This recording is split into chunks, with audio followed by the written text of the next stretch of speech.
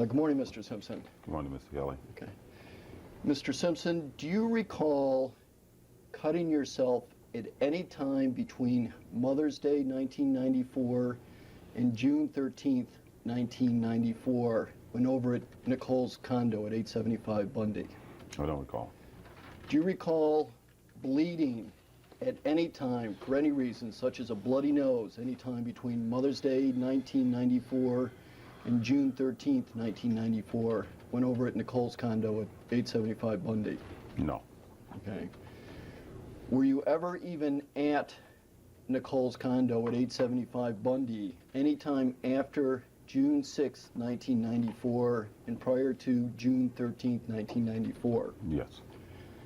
And when was that? I can tell you exactly, but quite often. No. After June 6, 1994? Oh, June 6th. No, I'm sorry. I thought you were still in May. I'm sorry. No.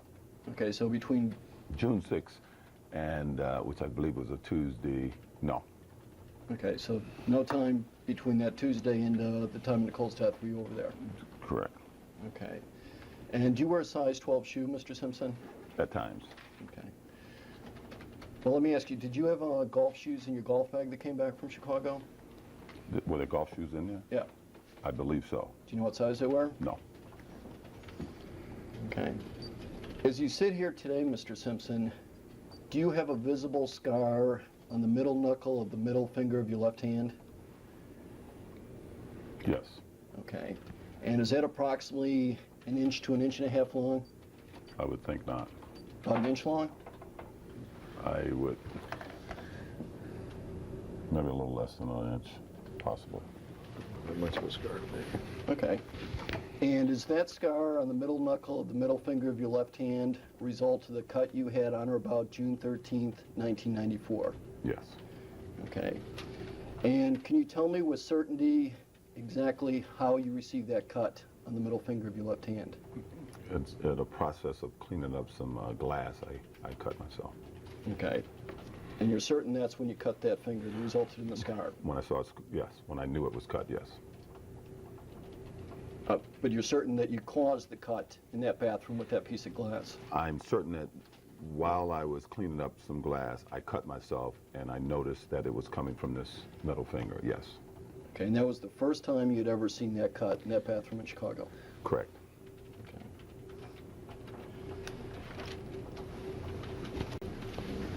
Going to June 12th of 1994, could you tell me at what time Arnell left the house that day or evening?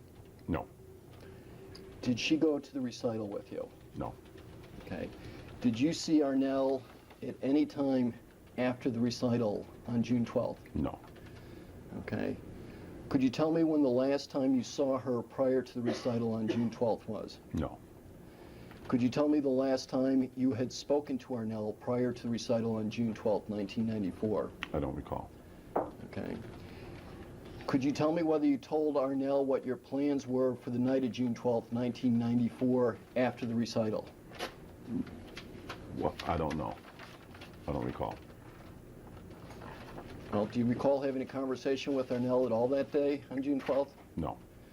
Okay. Do you recall having a did you see Arnell on June 11th, 1994? I may have, but I don't have any memory about what, if I had or didn't. I may have, though. You may have seen her? Yes. I Okay. just don't recall. Do you have a memory of actually speaking to her? I don't recall. Okay. Do you recall telling Arnell at any time on June 11th or 12th what you would be doing between 7 and 11 p.m. on June 12th, 1994? No. Did you ever tell Arnell what your plans were for between 7 p.m. and 11 p.m. on June 12th, 1994? I had no plans. Okay. Now, you heard Mr. Kalin's testimony, is that correct? Yes. Okay, and you've answered several questions about Mr. Kalin also? Yes. Could you tell me whether from, well, Cato will refer to him as, whether Cato could see the front of your house from his room at his Rockingham residence? No.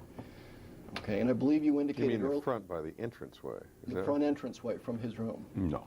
Could he see the driveway from his room at Rockingham? No. Could he see the Ashford gate from his room at Rockingham? No.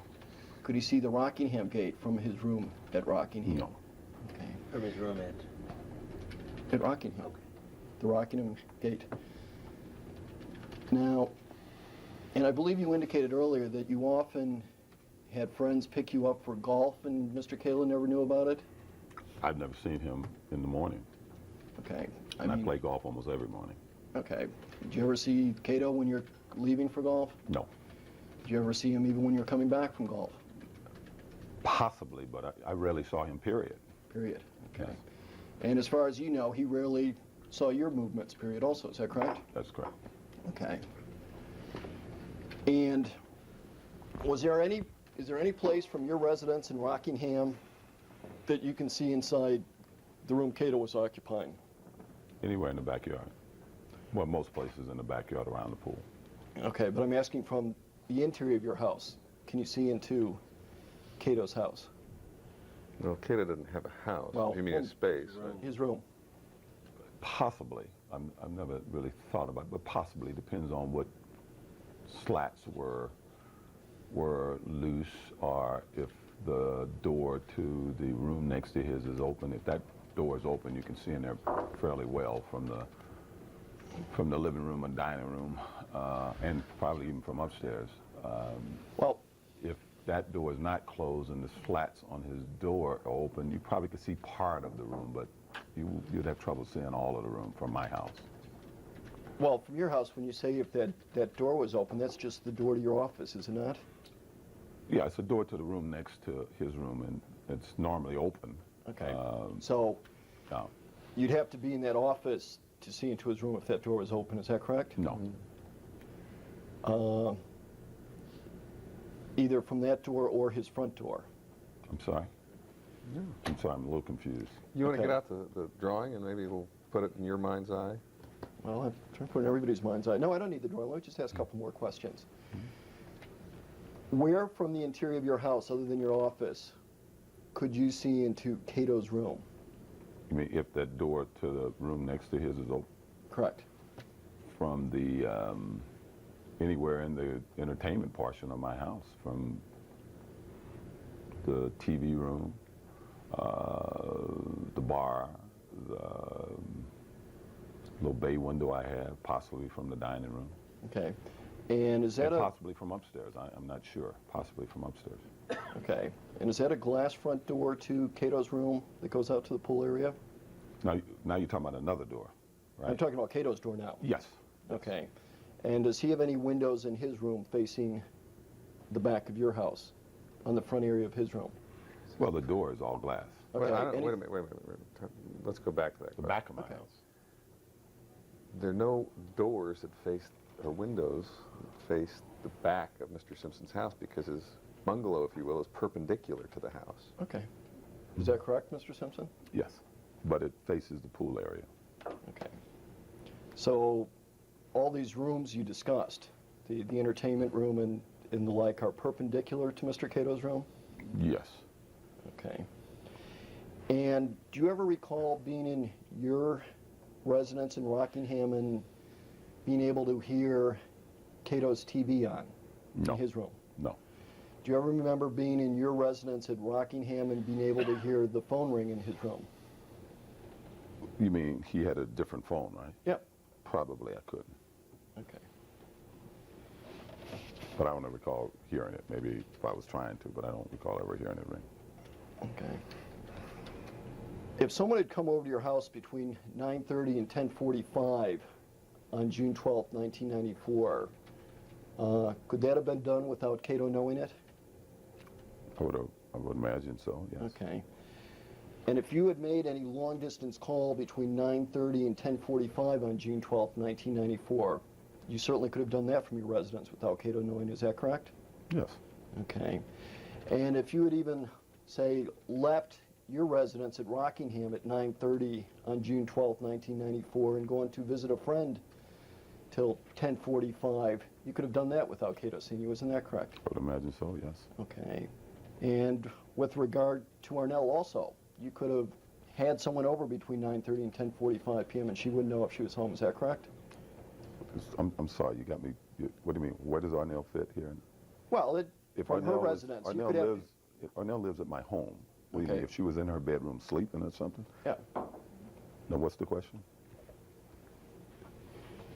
Did you have any, I'll ask it differently, did you have any discussions, strike that.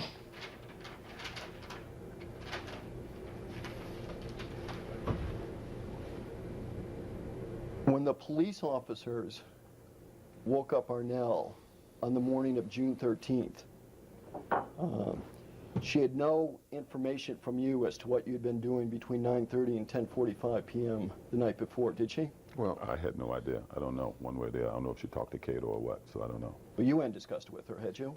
What I had done I hadn't seen her. Right. Yes. Okay.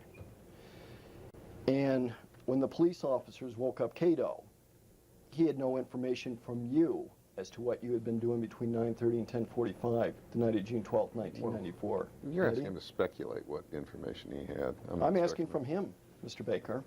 Whether he told him Yeah. what he was doing? Yeah. Well, that has been gone into in at least 10 times. Go ahead, OJ.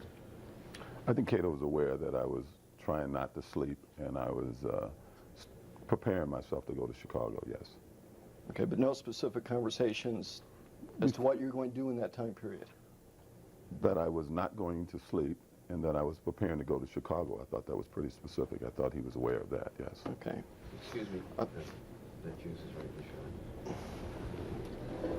As Which long as juice it's, are you referring to? as long as it's OJ in front of OJ. Couldn't resist.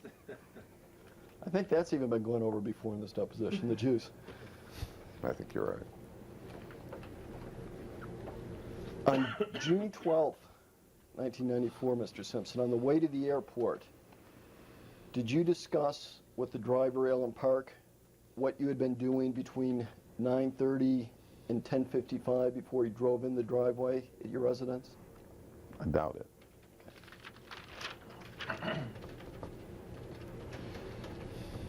On June 13th now, was there any time during that day that you discussed with Cato any of the evidence the police officers had collected at Rockingham? I didn't know what they had collected. Did So you? I didn't know. I just heard some rumors, I believe, but I didn't know.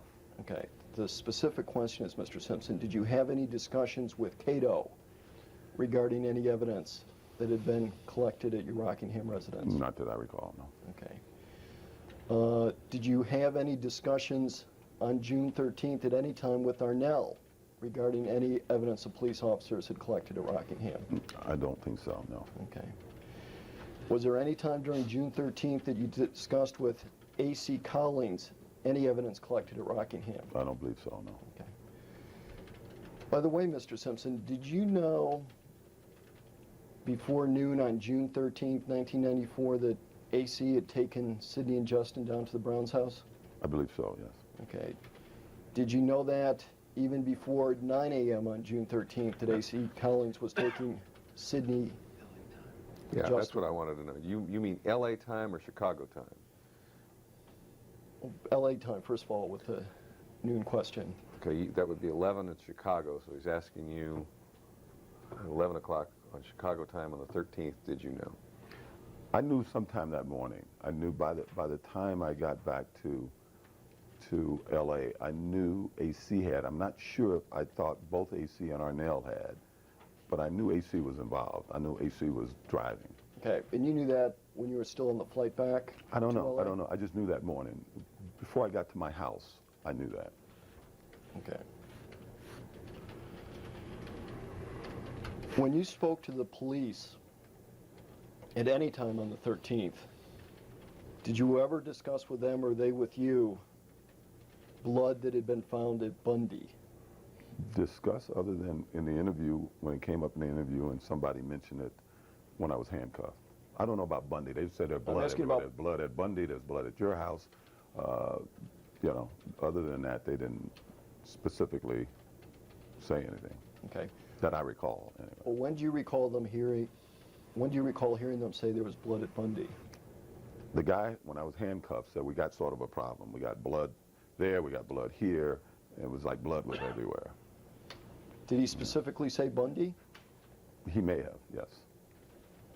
Okay. Did he mention anything about shoe prints at Bundy? I doubt it. Did he mention anything about a bloody glove behind Cato's room? Not to recall. Okay. At any time during the day, other than when you were handcuffed, do you recall anybody discussing with you blood found at Bundy?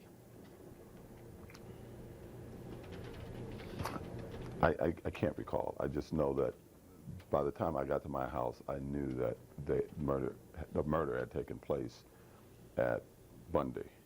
Okay. And then whatever that guy was saying to me when I was handcuffed. Okay. Other than the guy talking to you when you're handcuffed, do you recall having any discussions about blood being found at Bundy on the 13th? Not really, no, other than there was blood everywhere. Yeah. That's what he said to you? Words to that effect. We got blood there, we got blood here. It was something to that effect, yes. Okay. And you never recall any discussions with anybody on the 13th regarding the shoe print? No. Okay. And do you recall any discussions with anybody on the 13th regarding a bloody glove? I don't recall, but I think by that night there was rumors about everything, ski mask, I believe, and everything. So there was a lot of talk about a lot of things, and I can't recall exactly who, or from where it was news, or was somebody with us, but I heard any of this. Now you mentioned ski masks several times, Mr. Simpson. When I'm asking you specifically, do you recall at any time on the 13th discussing with anybody a bloody glove found behind Cato's room at Rockingham? I don't know if I did or not, so I don't know when that came up, so I don't know. Okay. Now, I never discussed it, so I know I never had a discussion with anybody about it, but I don't know when I first heard all of that stuff, because there was a lot of things being said. okay. And I can't recall when the information was coming. You've more than answered the question. You indicated earlier that there was a time that you went out behind Cato's room by the air conditioner. Is that correct? Yes. Okay. And could you tell me at whose suggestion that was, Mr. Simpson? It may have been mine. Okay. And do you recall who you suggested it to? No. I just know a couple of people walked with me back there, and I can't recall who it was. Okay. Now, that space between the house and the cyclone fence behind Cato's room, that's very narrow, is it not? Yes. Okay. Would you be able to approximate how many feet wide it is? 4 feet, maybe. Okay. And as you sit here today, is it your testimony you don't recall who you were back there with that evening? Yes. Okay. And do you recall any discussions you had back there behind his room that evening when you were with a couple other people? No. Just we went to look. Cato said he had heard noises, and I didn't know if I don't know what. We just went to look. When did... You're talking about Cato when he was out in front of your house before you left for the airport? Yes. Okay. And is it your testimony that that's what caused you to go back there the next evening to look back there? Yes. Okay. Did Cato tell you he had heard noises by the air conditioner the night before? No. What specifically had he told you, if you recall? That behind there was noises. Was there an earthquake? There was some noises. I really wasn't paying that much attention to him because I was trying to leave, but he seemed concerned, and at one point I suggested he go one way and I go another way in case somebody was there. There would be only 2 ways they can go, but we ended up not doing it. Would it be fair to say that an earthquake noise would suggest a very general type occurrence? I don't know. Okay. That was his description, and I wasn't really, as I said, paying that much attention to him. Okay, but you specifically went back by the air conditioner on the evening of the 13th? No, we walked back the whole back of the thing and just looked. Wasn't the air conditioning. The air conditioning is there. It's hard to walk down that walkway without walking by the air conditioning. It's in the middle of the back walk. So we didn't go to the air conditioning and turn around. I walked the whole thing back there. Okay, Mr. Simpson, as you sit here today, do you recall the last golf ball you hit in your front yard at about 10 p.m. on June 12, 1994? What do you mean? I don't get the question. Well, you indicated you sculled your last chip in your front yard. Is that correct? Yes. And you specifically recall that? I remember that's when I stopped, yes. Okay. And you stopped because of a particular reason? Yes. And that was? Well, I think it was the last ball, but I could have grabbed another ball. There was a bunch of balls. One and two, I sculled it, and I didn't want to hit my Bentley. I had just gotten all the dents out of my Bentley. Okay. And I didn't know where the ball went. And you recall actually hearing it hit something, didn't you? Yes, yes. And you specifically remember even hitting the ball before that over a tree in your front yard, don't you? Yes. Okay. But you I don't... know one of them. I don't know if it was a shot before that. It could have been two shots before that. Okay. But I do know that I hit one shot over to Mrs. Nebeker's, or in that direction. Okay. But you don't recall who was on that back pathway with you on June 13th? No. Okay. As of approximately noon on the 13th, when you arrived back at Rockingham, could you tell me if there was any way Arnell knew what you were doing between 9:30 and 10:45 the night before? I don't know. We talked a few times on the phone that morning, so I don't, she was in a bad way. And When was the first time you spoke to her? when the police called me. And to the best of your knowledge, did she just get on the phone after you spoke to the police? Yes. Okay. Do you recall the next time you spoke to her after that? I believe it was still that morning, and I just don't know when that morning. Do you know where she was when you spoke to her the next time? There was a lot of calls going back and forth, or at least me calling, trying to get various people. I may have talked to her again before she left the house. I know I talked to her probably after the kids were picked up. I just don't know when. I just don't know when. Okay. Did you have any discussion with who you might have been with between 9:30 and 10:45 the night before? Was it between what? 9:30 and 10:45 p.m. the night before. Did I have a discussion about it? Yeah. No. Okay. Did you have any discussion with her that morning who you might have spoken to between 9:30 and 10:45 p.m. the night before? 9:30 and 10:45? The night before? No. Okay. Did you have any discussions with her at all where you might have been between 9:30 and 10:45 p.m. the night before? Home. Did you tell her that? I don't know. I think we may have talked about what time she got home. We may have talked about that. I'm not sure, though. I don't have a clear recollection of it, but I might have asked her what time did she get home last night. Did you tell her where you were between 9:30 and 10:45 p.m.? Specifically between home. those two times. Did you tell her between those two times where you were? No. Okay. You saw Cato on the 13th at some point, didn't you? Yes. Okay. Did you tell him specifically what you had been doing between 9:30 and 10:45 the night before? No. Okay. Did you tell him specifically whether you had been with anybody or not between 9:30 and 10:45 the night before? No. Did you tell him specifically anybody you had spoken to between 9:30 and 10:45 the night before? No. Did you tell him specifically you had not spoken to anybody between 9:30 and 10:45 the night before? No. Okay. And with regard to Allen Park, the same questions. You didn't give him any details on the way to the airport, what you'd been doing between 9:30 and 10:45 p.m. on the 12th? No. Okay. Now, do you remember approximately what time you got down to Parker Center? No. Okay, it was afternoon, was it not? I don't think it was Parker Center. No? Well, do you recall where you went? No. It was up here. wasn't it? Did you show up at some office building with your attorneys downtown? No. Wasn't it? Was it downtown? Downtown. Oh, that's right.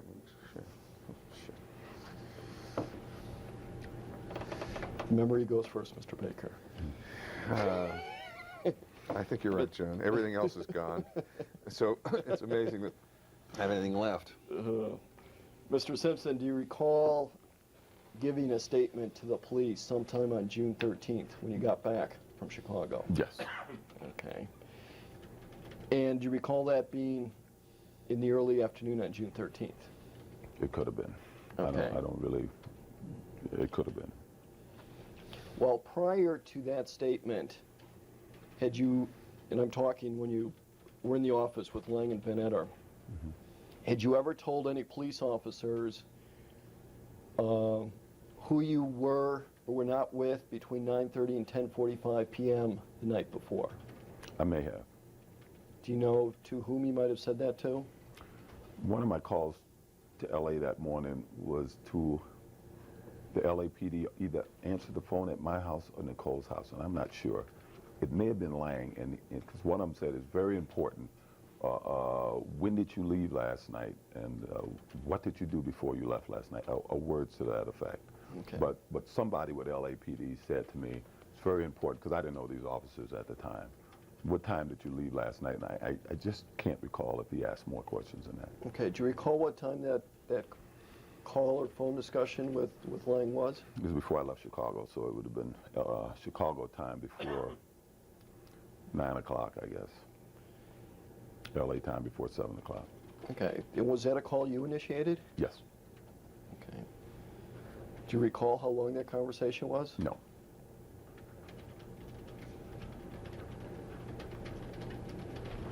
Did Lang answer the phone, by the way, when you called? I didn't know the officers then. He may have said Lang.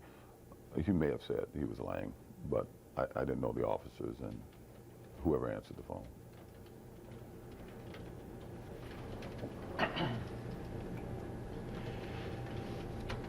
Do you recall at any time before giving your statement telling any police officer who you might have spoken to between 9:30 and 10:45 the night before? I don't think anybody ever asked. No.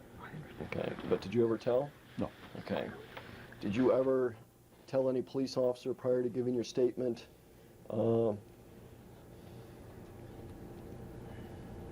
where you had been besides home on 9:30 to 10:45 the night before? And you're talking about the recorded statement, right? Prior to it. Yeah, okay. Yeah. I hadn't been anywhere other than home. Did you tell any police officer that? Whenever an officer asked me what time I left, I think he may have asked me, where were you before you left? And I told him home. Okay. Do you have a specific recollection of that? I knew there was a conversation. Somebody was asking me on the phone where I was the night before, and I pretty much told him that. Okay. Yeah. But you specifically remember it was a phone call you initiated? I believe so, yes. Okay. And you were still in your room, do you recall? Yes. Yes.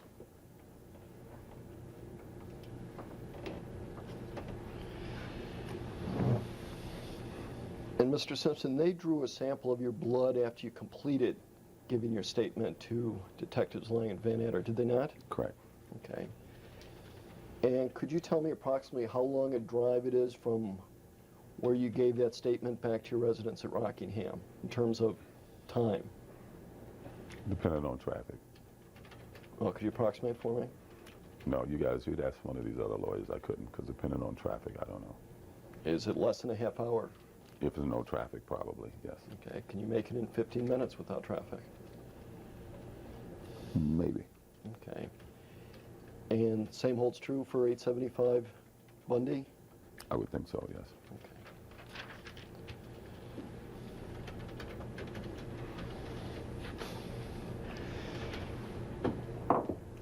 By noon Pacific Standard Time, California time, on June 13th, had you had any conversations with Kathy Randa as to what you had been doing between 9:30 and 10:45 the night before? No. Okay. Prior to noon Pacific Standard Time on June 13th. We're actually on daylight time at that time. It's not a big deal. You sure? I'm just suggesting that you might want to modify your question. You don't have to, obviously. Okay. Well, just at any time prior to your flight arriving back from Chicago, had you discussed with anybody, other than the one phone conversation you just mentioned, what you had been doing between 9:30 and 10:45 the night before? No. Okay.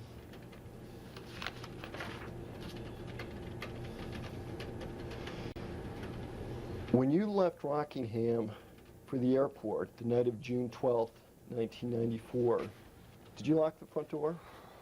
I believe Cato was at the front door. My memory is he was at the front door, and I told him to see if he can find a flashlight and to continue to look. Well, what I'm asking you is, do you recall locking the front door to your residence? No. Did you have a key to the front door of your residence when you left? I may have. Okay, well, I believe you indicated previously you've never been locked out of your house before, is that correct? Correct. Okay. But do you recall whether you had a key on the night of June 12th when you left for the airport from Rockingham? There was an area I keep a key, so if I didn't have one on my person, there's a place where I keep a key in my house. Okay, on the exterior? Yes. Okay.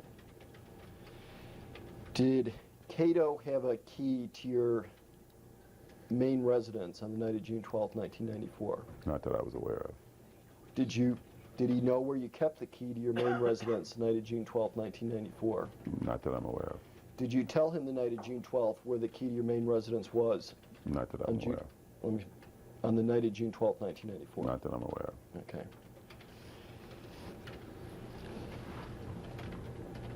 Do you have exterior motion detectors as part of your alarm system at Rockingham? Now or in June of '94? As of June 12th, 1994, did you have motion detectors, exterior motion detectors on your alarm system at Rockingham? No. Okay. Was there any way to trigger the alarm system to your house from the exterior without opening a door or window? I'm sorry. As of June 12, 1994, was there any way to trigger the alarm system on your house from the exterior other than by opening a door or window? You mean by I a don't remote believe button so. or throwing a rock through the window? Or? Yeah, or just by movement or sound or Outside of the contact? house? Yeah, No. okay.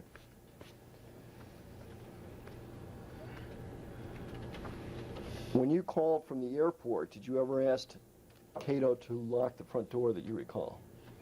Well, first of all, I think he called from the car. No, it was the airport. Airport? Okay. It is gone. It is gone. I didn't want to All right. steal your thunder, Mr. Baker. Still reason to leave, Bob. Oh, that's good. Let me take off my mic and ask a couple of the real questions now. Okay. So, Mr. Simpson, even if Cato was on the exterior of your house with a flashlight after you left, there would be no way, by just his movements outside the house, he would set off the alarm, would he? That's correct. Okay. And once again, it's your testimony, you don't recall whether you locked the front door or not?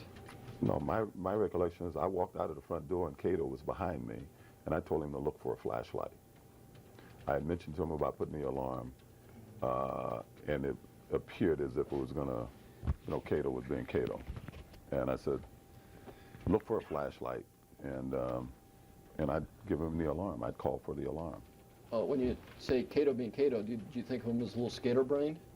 I don't know. Just Cato being Cato. You spent time with him. Yeah, It's Cato I was did. being Cato. I'm asking you, did you consider him a little scatterbrained? I considered him being Cato. That's just the way I've always known him to be, and whatever that is Cato. Okay, well, is it your testimony you left the front door to your residence at Rockingham the night of June 12, 1994 opened? Yes. Okay, and Cato didn't have a key? No. Okay, and you didn't tell him where a key was? No. Okay, and you didn't have the alarm set? Correct. Okay, and you had never given him access to your house before without you being there, had you? No.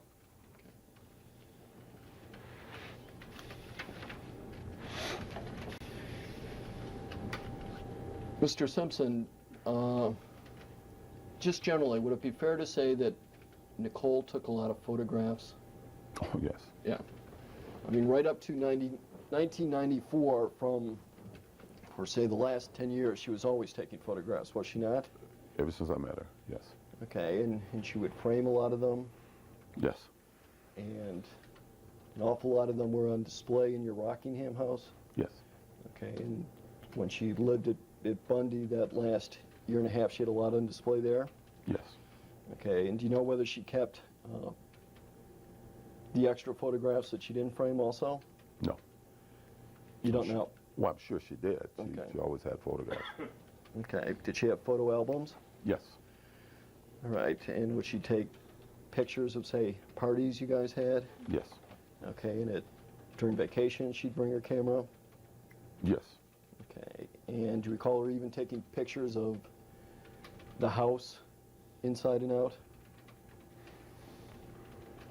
I don't recall it. I But mean, without human she may have. subjects? Yeah, without human subjects. I don't recall it. Do you ever recall her seeing her take pictures of the decorating she had done in your house after she had completed it?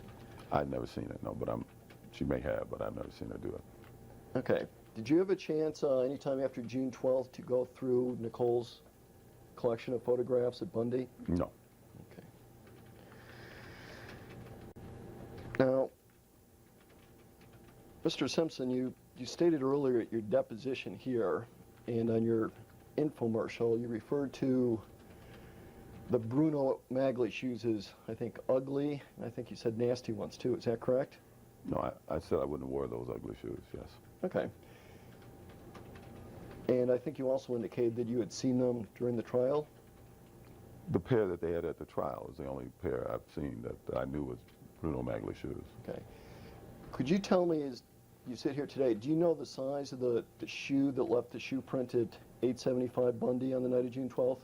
I believe Agent Boziak said that there were 12s. Okay. And could you tell me the color of the shoes that left that? That he saw in the trial? Yep. I'm sorry? Could you tell me the color of the shoe that you saw at trial? I can't see how that's relevant to any issue in this case, but go ahead. There were two pairs of shoes.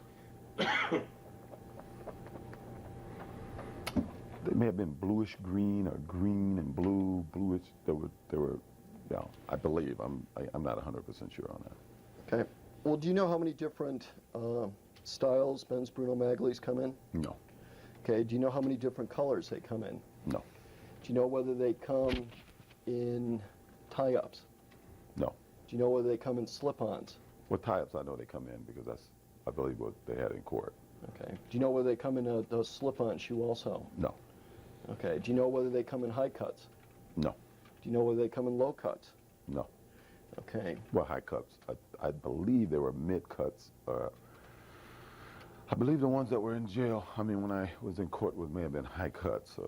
They may have been mid cuts. I'm not 100% sure. Okay. No. Do you remember seeing a below ankle height men's Bruno Magli? No, Okay. Do you recall ever seeing those men's Bruno Maglis in a brown color? no, Okay. Do you know whether they're made in brown? no. Okay. Do you know what material they were made out of? We're talking the ones in court. Yeah. They seem to be, I don't know. Okay. Do you know whether Nicole ever took a picture of you in a men's Bruno Magli shoe? No, Okay. Do you know for certain that she did not? shoes that look like the ones I saw in No, court. I'm just- Yes, I know for certain that she did take a picture of me looking in shoes like those. Yes. Okay. Do you know whether if Nicole ever took a picture of you in men's Bruno Magli shoes? That were like the ones in court. No, No, I'm not. I'll ask him once again, Mr. Simpson. Do you know if Nicole ever took a photograph of you in men's Bruno Magli shoes? not that I know of, Okay. because I don't know if I've ever owned Bruno Magli shoes. Okay. Do you know whether you owned a pair of men's Bruno Magli shoes in June 1994? No, Do you know for a fact you did not own a pair of men's Bruno Magli shoes in June 1994? no, Okay.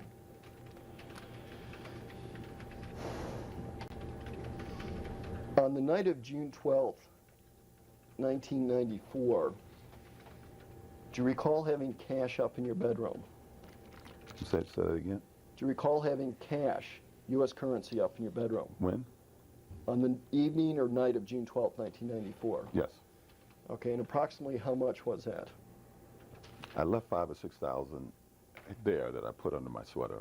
I remember doing that, taking it out of, because it was all together at that point. So I recall leaving that amount there. Okay, and do you recall what denominations it was? Hundreds, 50s, mostly hundreds. Okay, but Maybe, there was some. it may have been a 50 or two, but basically hundreds. Okay, but it wasn't all hundreds. I believe it was. It may have been a couple of 50s, but I believe it was mostly hundreds. Okay.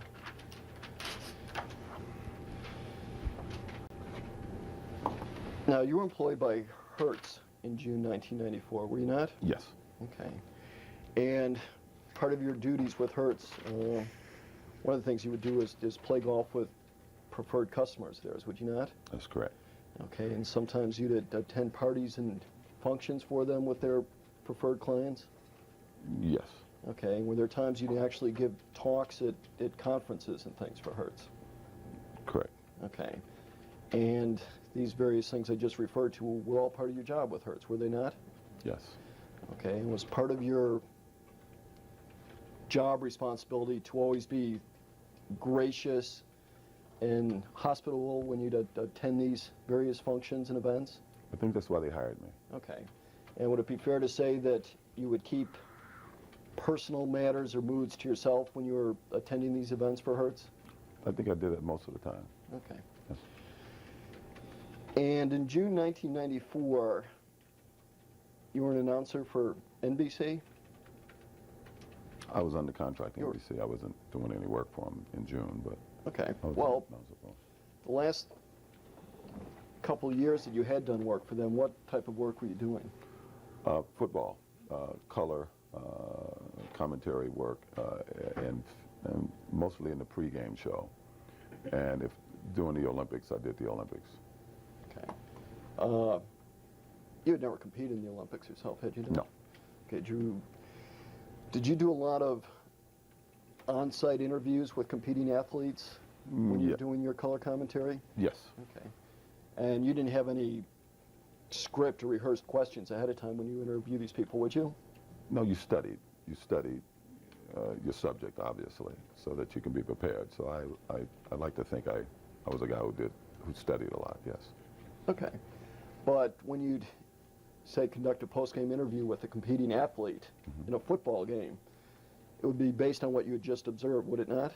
Yes. Okay, and some of your questions would be based simply on the responses you got from the person you were interviewing also, is that correct? Yes. And during your college and pro football career, there were many times you were interviewed by others, were you not? Yes. Okay, and at USC, would you at times give interviews right after you'd come off the field when you were competing? Yes. And when you were with the Buffalo Bills, were there times you'd be grabbed right on the field after a game and give interviews? Yes. Okay, and that was done without any rehearsal or forethought. You're responding to these interviews, were they? Just like you and I right now. Okay, great.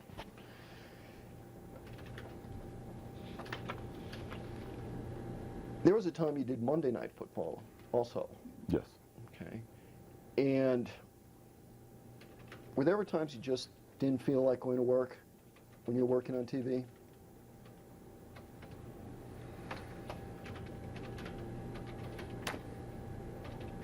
I always liked what I did. You know, there's times you didn't want to get on a plane and go someplace. But I like to think whenever I was involved in it, I enjoyed doing it, and I liked doing it. You know. Okay. The playing portion of it was the uncomfortable part. The actual doing it, I've always enjoyed doing. Okay. You're always able to put your personal matters or moods aside when you're going on air, weren't you? Yeah. Okay.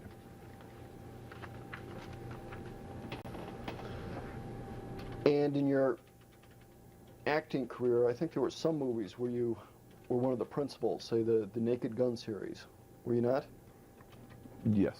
Okay. I don't know if I was a principal in Naked Gun, but Well, I don't want to Thank disagree you. with your lawyer, but you had some sort of acting career. thank you. Yeah. I didn't describe it, I just said you had it. Could you tell me what, say, for example, the Naked Gun series, you had actual written scripts you had to review and prepare with, did you not? Yes. And even in preparing with those scripts, you had to allow for your co-actors' lines and actions also, did you not? Yeah, it's like you work with a person, yes. Okay. And you would often learn these right on location when you were getting ready for these movies? No. I'd study my script and know my part, and then work out the movements on the set. Okay. Since June 12th, 1994, have you given any paid commentary or performances other than your infomercial? No. Commentary, you know, I talked to a photographer who sold some pictures to the Star So if that's considered commentary, it was mostly his observation than my words. I don't recall if I ever really gave him any words with it, but I know I discussed my feelings to an extent. And since I never read the stories, I don't know if any of those feelings were communicated. Okay. Other than the Star magazine we're referring to? Yes. Okay. Other than that, in your infomercial, can you think of anything else? No. Okay. Did Mr. you? Petrocelli wants you to ask that question. Please read it and ask that question. I'm sorry, I can't read his handwriting. Can you? Yes, I can read it upside down. Do you want me to ask it? You want me to ask? All right, you might want to write the answer for them the way they're reading it here. Did you ever get paid? You should get paid for asking this, Mr. Petrocelli. Did you ever get paid for conducting a magazine or newspaper interview since June 12, 1994? I told you the Star. Other than Star magazine? But I don't know if I did an interview. I don't know if that was an interview. That was more for pictures. Other than the video, no. Okay. Now, prior to June 12, 1994, would it be fair to say that you had a good relationship with the LA Police Department? I had a good relationship with everybody. Okay, but I'm asking you specifically with the Los Angeles Police Department. Well, that assumes he has a I don't- relationship with the No. LA Police Department, and I don't have one, and I don't know that anybody has a relationship with the police department. Well- So I think it assumes facts not in evidence, or without foundation, and instruct him not to answer the question. Okay, well, do you recall the book, I Want to Tell You? Yes. Okay, do you recall a picture in there of someone with the Los Angeles Police Department hat on? Maybe my son might have had an LAPD cap in a picture. Do you know where he got it from? I can only guess. AC or Ron Ship. Okay. And do you recall in your book, I Want to Tell You, discussing your relationship with the Los Angeles Police Department at all? I might have, but I had no relationship with him. I didn't know anyone on the force at that time, so I didn't have a relationship with him. So if you indicated at some point that you had a good relationship with the LA Police Department prior to June 12, 1994, there was no basis for that statement? The basis in that I had a good relationship with the LA Fire Department. I didn't know anybody on the LA Fire Department, but I assume I had a good relationship with them. So it would be along those lines. I mean, I didn't know anyone with the LA Police Department. I didn't know anyone with the LA Police Department. I don't think I knew any Marines, but I always go out of my way to be nice to them. And even since I've been out of jail, if they show up at my house for autographs, I give them autographs. So I didn't know anyone. To say I was personal with them, I always like to think I'm on good terms with authority, yes. Well, did you ever support the Los Angeles Police Department? I support them now. Was there any time you didn't support the Los Angeles Police Department? Emotionally, after some of the things that happened in this trial, for a period of time, emotionally, I blamed the whole force, but now I don't. Okay, but prior to June 12, 1994, did you support the LA Police Department? Yes, and I still do. Okay. And you had no reason before June 12, 1994 to think the Los Angeles Police Department didn't support you, did you?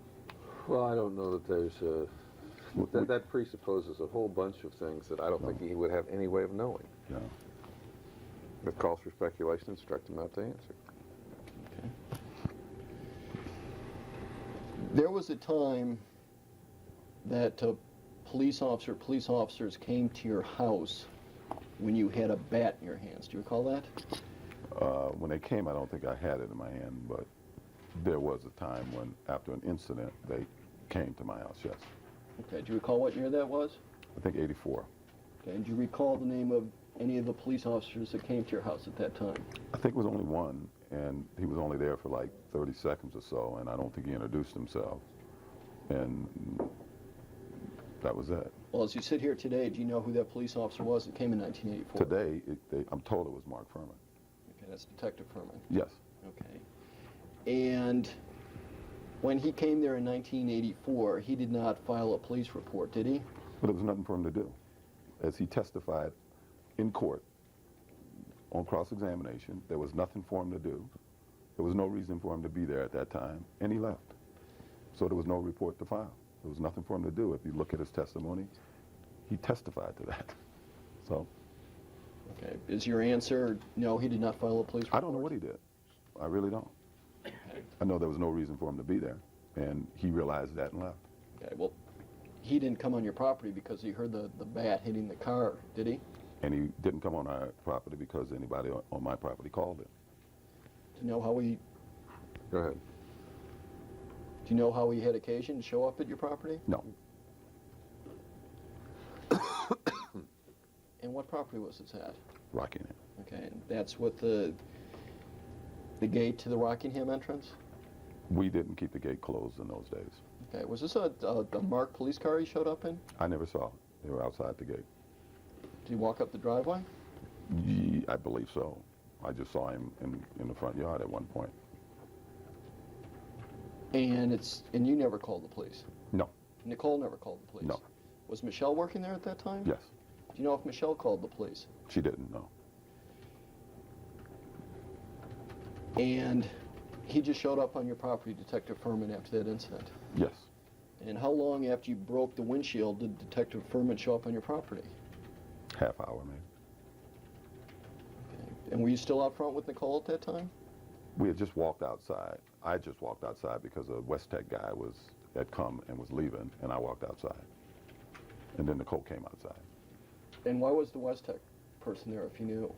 Because Nicole hit a button for West Tech. Do you know whether West Tech called the police? No, I don't know. Okay. West Tech is a security company? Yes. Okay. And how long after the West Tech person arrived did Detective Fuhrman arrive? The West Tech guy came. He was there for about a minute, and as he was leaving, I believe someone came up, and which I'm told now was Detective Fuhrman. He stayed for about 30 seconds, and he left. Okay. Did he look at the cracked windshield? If you have any idea what. I don't recall. Oh. Do you recall how close to the car with the cracked windshield he got? No. Okay. But he never talked to Nicole about filing a report, did he? No, he says, was everything all right? He said, I recall the police officer saying, who broke the window? And I said, I did. And he says, everything all right? And we said, yeah, and he left. Okay. You didn't hear of any leaks to the media regarding this incident after that fact, did you? No. Okay. You didn't get any follow-up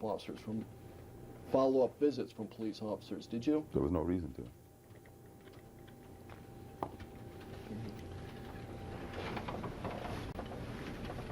With regard to the New Year's Eve, New Year's Day incident at Rockingham in 1989, I believe you indicated the police did not see fit to take Nicole to the hospital? No. They That's didn't? when I came back home, she hadn't been to the hospital. So I Okay. assumed they didn't.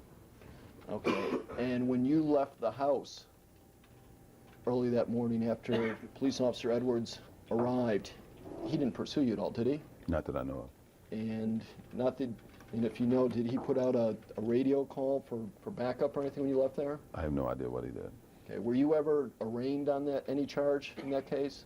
Yes, I believe. Well, arraigned, I don't know. I ended up going to court. Okay. Were you ever fingerprinted? No. Okay. Were you ever down in central booking? No. Were you ever handcuffed? No. Okay. And in fact, you indicated another detective came the next day who was checking on Edwards? He came and he was interviewing about the incident. He didn't come the next day. He talked to me the next day. He asked about the incident. I guess he talked to Nicole and he talked to myself. He asked some questions about Detective Edwards. And I guess he said he'd put the report in. He was going to put it in. Anything unprofessional about that visit that next day with you and Nicole? Well, the night it was, but the next day it wasn't. Okay. The next day was on the telephone, so, it was whatever. Right. And Ron Schiff is an ex-Los Angeles Police Department officer, isn't he? Yes.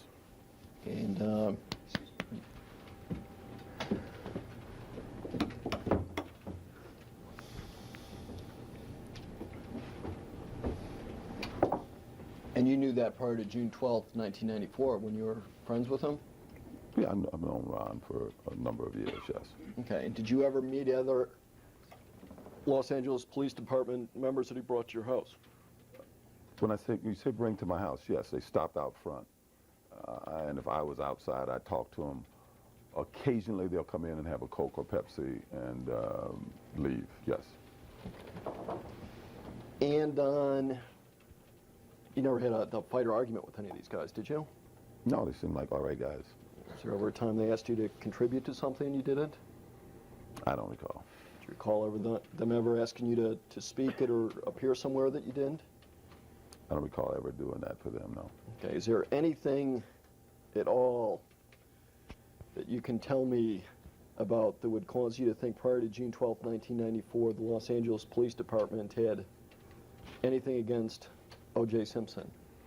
As a department, no, but I've run into some police officers who were obviously problem police officers.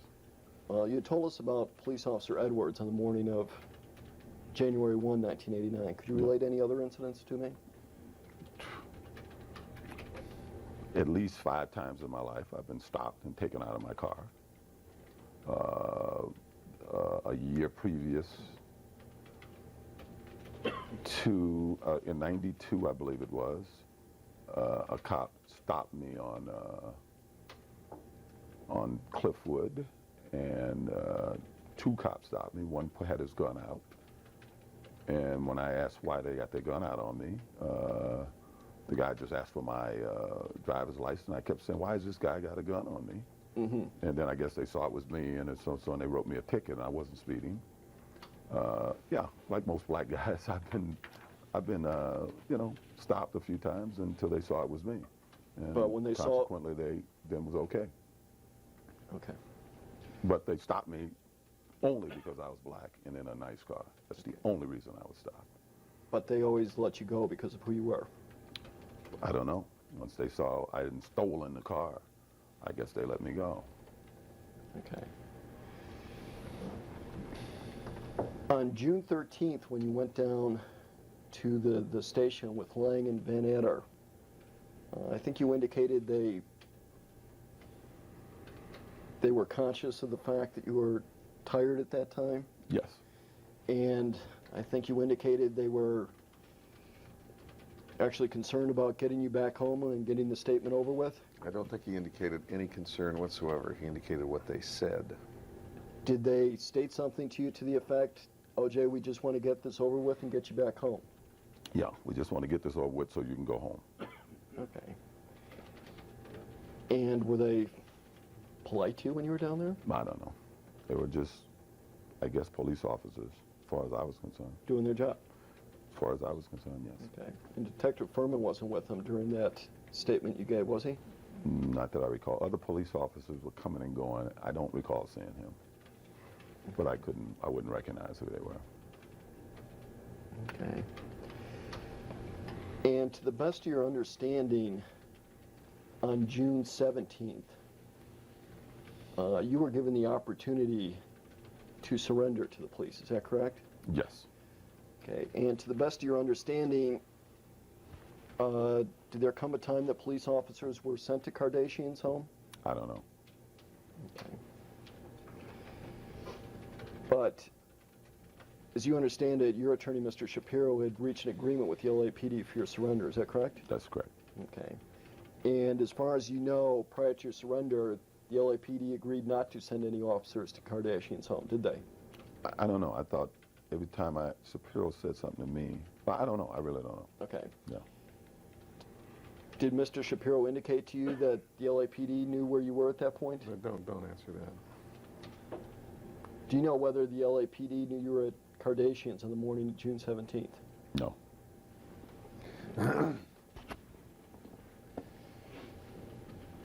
When you were on the telephone in your Bronco the evening of June 17th, did you have any discussions with Detective Lang?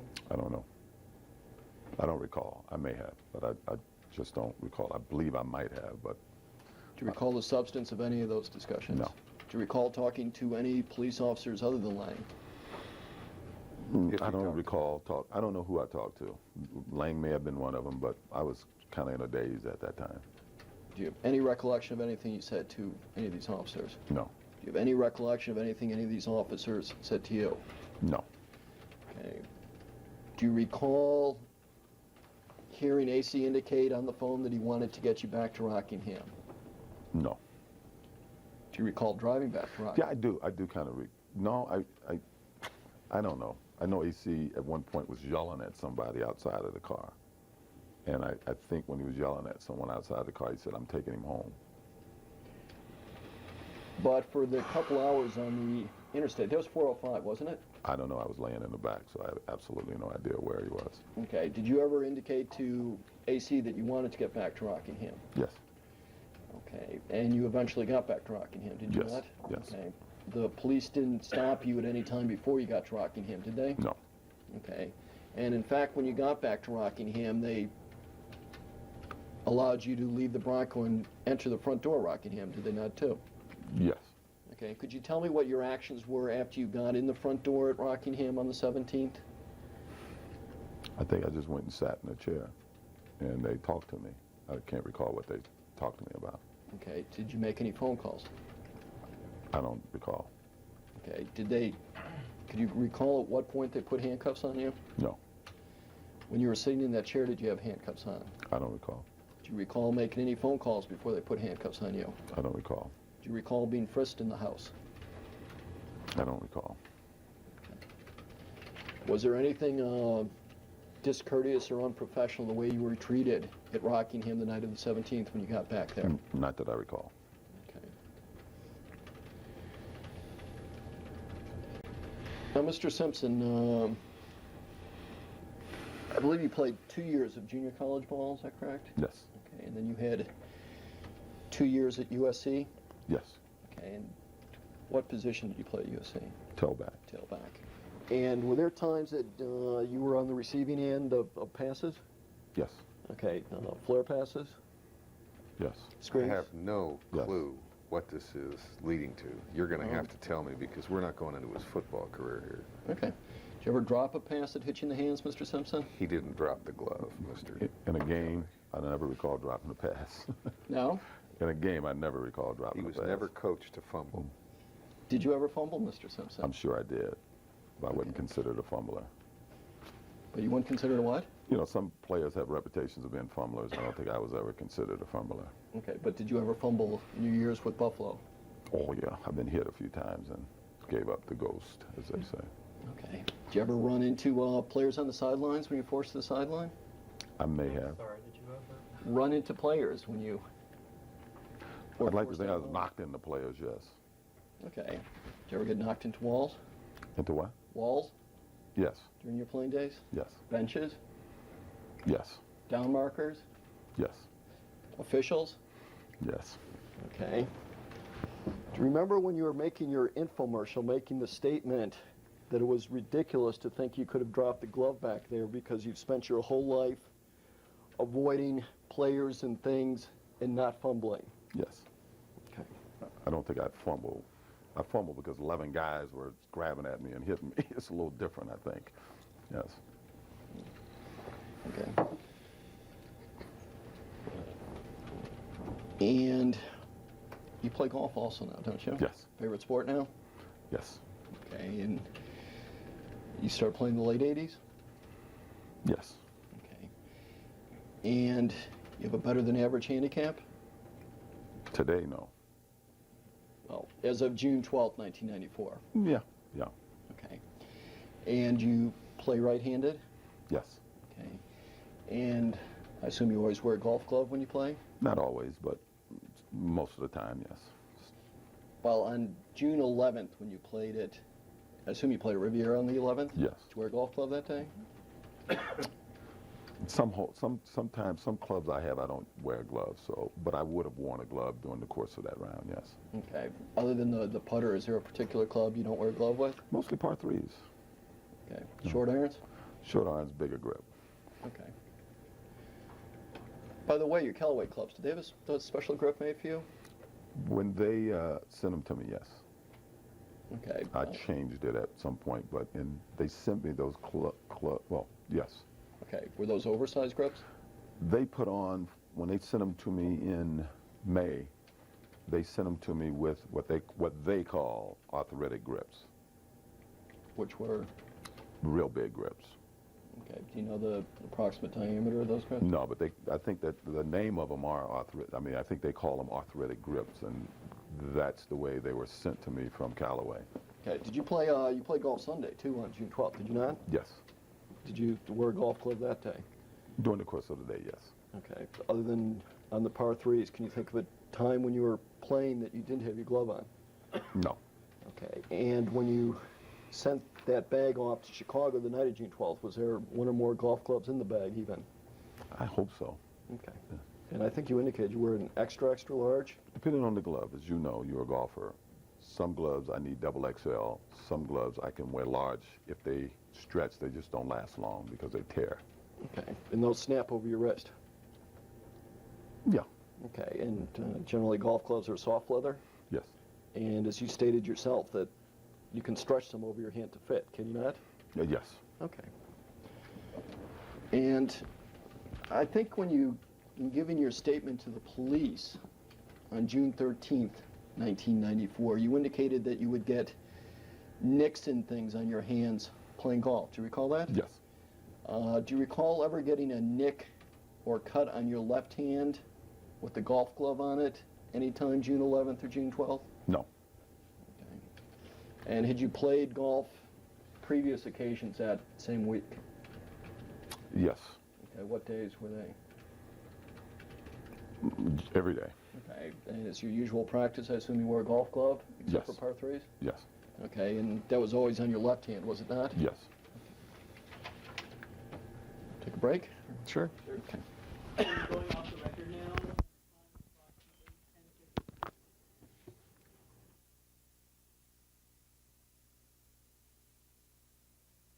Mr. Simpson, I'm going to just generally ask you about several people who I think are close to you in terms of friendship and the like, and we can just discuss them briefly. With regard to Skip Taft, Yes. how many years approximately have you known him? 25 maybe. Okay. And do you have a professional relationship with him? Yes, he's my lawyer, what I call my family lawyer, and advisor, basically. Okay, is he a business manager, so to speak? You can say that, yes. Okay, and as of June 12th, 1994, he had a general power of attorney from you, did he not? Possibly. I'm not 100% sure, but possibly. Okay, would he enter into any contractual obligations for you or on your behalf without consulting you? Without consulting me? Yeah. No. Okay. Does that hold true also for after June 12th, 1994? He may have without consulting me after June 12th, yes. Okay, had you changed the power of attorney he had in any way? Yes. Okay. Now, was he the business manager for Simpson Enterprises? Basically, yes. Okay. And he would take care of all your the personal type matters in terms of residence bills and things like that also? They would go across his desk, yes. Okay. And say you'd mentioned heating repair bills back a couple years. You indicated he would have them in his possession? I don't think he I'm totally indicated. lost. What you Well, talking about? when Mr. Petrocelli was taking your deposition, he was asking you about heating repairs that may have been done on your house in the last 3 years prior to June 12th, 1994. Do you recall that?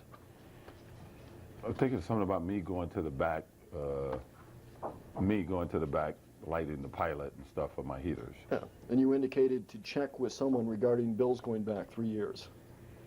Was that I mean, if there's bills, I don't think I charge myself for lighting my heater, but if there are bills, I wasn't they asking would you go about through his billing office. yourself, Mr. Simpson.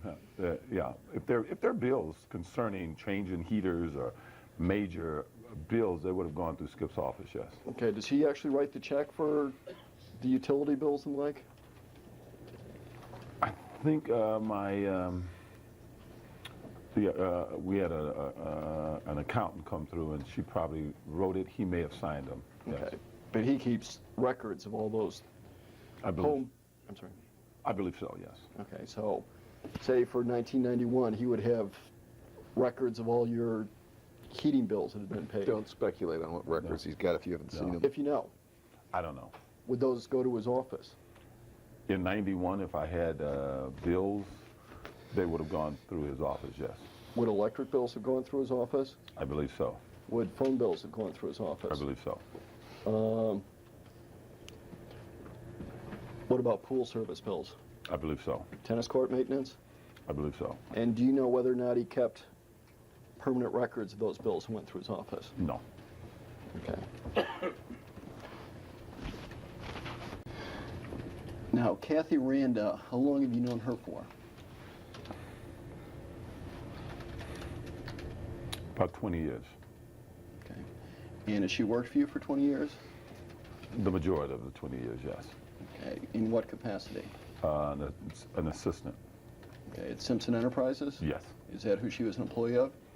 Orenthal Productions, Simpson Enterprises, yes. Okay. Was there any substantial period of time she took a leave from that employment? What is substantial? More than 3 weeks? Yes. More than a month? I believe so. And for what purpose? Medical purposes. Okay. Now, But I still paid her, you know, so she just wasn't able to be in the office and stuff. okay, do you recall what the medical condition was? Don't answer that. She's Yes, entitled sir. to pay us. AC Collins. Yes, Okay, how long have you been, that's a childhood friend? yes, Okay, would it be fair to say as of June 12th, 1994, he was one of your closest friends? yes. Okay. Jonah Wilson, how long had you known him for prior to June 12th, 1994? Maybe 15 years. That's a guess, but maybe 15 years. Was he basically Arnell's close friend? Yes, He wasn't a close friend of yours? he's my friend of my kids. Okay. Marcus Allen, how long had you been friends with him for? I'm trying to think when he went to SC. 17, I mean, to the day, you mean? 17 Well, years. he would have been maybe. there in the late 70s, wouldn't he, USC? When did we went to SC? And I can't, yeah, it would have been the late 70s. Well, you left in 69? Pardon me? You left there in 69, I left didn't in you? 69, He was 10 years behind you? at least, yeah. Okay. All right, would you have considered him, as of June 12th, 1994, one of your closest friends? Yes. Okay. What about Tawny Catane?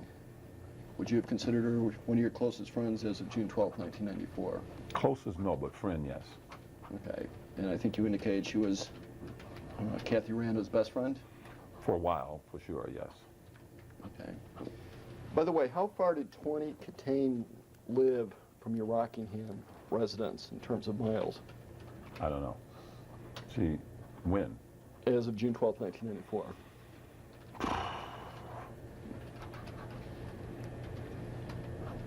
It depends. I think she was living between Newport Beach and Hollywood, so whatever Hollywood would be. Okay. She was in a 310 area code as far as you know? Yes. Okay. Now, prior to June 12th, 1994, did you consider Cora Fishman a close friend of yours? No. Okay, how long had you known her for? As of what? As of June 12th, 1994. 4 or 5 years. Okay. And what about Ron Fishman? Had you known him 4 or 5 years also? Yes. And how would you come to befriend Ron and Cora Fishman? It had to do with Nicole and the kids. Okay. In fact, would it be fair to say that prior to June 12th, 1994, Sydney was best friend with Cora's daughter? Yes. Okay. And that friendship has continued since June 12th, 1994, has it not? Yes. Okay. And did you know C.C. Shahian at all? Yeah, I met her, yes. Okay. You had no friendship with her, though, yourself? No. Never called her on the phone? No. Okay. I may have when her father was dying. But Okay. What about Robin Greer? Did you have any sort of friendship with her? No, she was married to a friend of mine, and years ago, and I think they'd come by. You know, I used to have a lot of people over on weekends playing tennis, and then she was my ex-wife's sister's friend, so I knew her when she was an early teen. Okay. But not a friend of mine, no. Did you know C.C. Shaheen is a close friend of Nicole's in the last year or two prior to June 12, 1994? She was a girl that was around. I don't know how close they were, but she was around. I'd see her around. Okay. What about Robin Greer? Did you know her as a close friend of Nicole's in the 2 years prior to June 12, 1994? I remember she was helping Nicole get a close friend, no, but I wouldn't socialize with her, so Okay. I don't know. But I would say no, not in the year I was back with her. I know when Nicole went out, she may have seen her from time to time, and I think once even spend the night at Nicole's house, but she wasn't a girl Nicole hung out with, no. Okay. What about Candace Garvey? Never hung out with Candace Garvey. She wasn't friends with her? She knew him. You know, you see him at church, and maybe Candace was a friend of Chris Jenner's, but Candace is not what I would call a friend of Nicole's, no. Okay. What about Kris Jenner? Yes. Was she a close friend of Nicole's? A friend, yes. A close friend. A friend, Okay. I'd say. So, the best of your knowledge, C.C. Shaheen was not a close friend of Nicole's. No, she was around. I guess that when she was around Nicole, Nicole wasn't with me. And when Nicole and I came back together, I would see CC around, but I think Nicole, I thought, had a falling out with her at some point. Okay. And then I never saw her around after that. In fact, you indicated that you thought Nicole had a falling out with Linda Schulman also? Oh, I know. That's no secret with anybody. Okay, Nicole okay. wouldn't talk to her for the last 4 years. 4 years? 3 or 4 years, whenever my kids, Sydney was starting school. Okay. From that point on, Nicole And as far did as not you... speak to Linda Schulman. Okay. And hasn't, as far as I know, and as far as I'm sure the Browns have told you, Tell me what? that Nicole would not speak to Linda Schulman. Okay. And as far as you know, Robin Greer wasn't a close friend of Nicole's. No, I think when she went out, Robin was around. I know Nicole mentioned to me in '94 that Robin had a relapse or something, a drug relapse, I believe, Okay, and you something to that effect. And you know Candace Garvey wasn't a close I friend. know that for a fact. Okay. And I was Kris, an acquaintance at best. and Kris Jenner wasn't a close friend. Kris Jenner was a friend, Okay. What about Cora Fishman? her best friend. Close friend. Nicole's Yep. her best friend. Okay. So other than all these people we just discussed, the only close friend you know of Nicole's was Cora Fishman as of June Yeah, 12, 1994. And Chris, yes, was a friend. I don't know if they went out much, but Chris was a friend. I know she knew Chris longer than any of these people, but they were friendly because of Bob and I being friendly in the past. Nicole didn't really socialize with her away from that. And I think Nicole may have socialized with Chris more when Nicole and I split. Okay, well, I mean, Nicole was a rather social person, wasn't she? Not with girls, no, that just started recently. She would always have a best friend, and she would always have one best friend. And What was her best friend before? It's your testimony Cora was her best friend? during the last 4 years of her life, Cora was definitely her best friend. And who was her best friend prior to Cora, if you know? I would think Linda Schulman for a while, for a couple of years, and then for about 7 or 8 years, Susie Keel. Okay. As of June 12th, 1994, other than Cora Fishman, could you tell me any other close friends Nicole had? When I came back into her life as of June 4th, I would say Faye was considered a friend.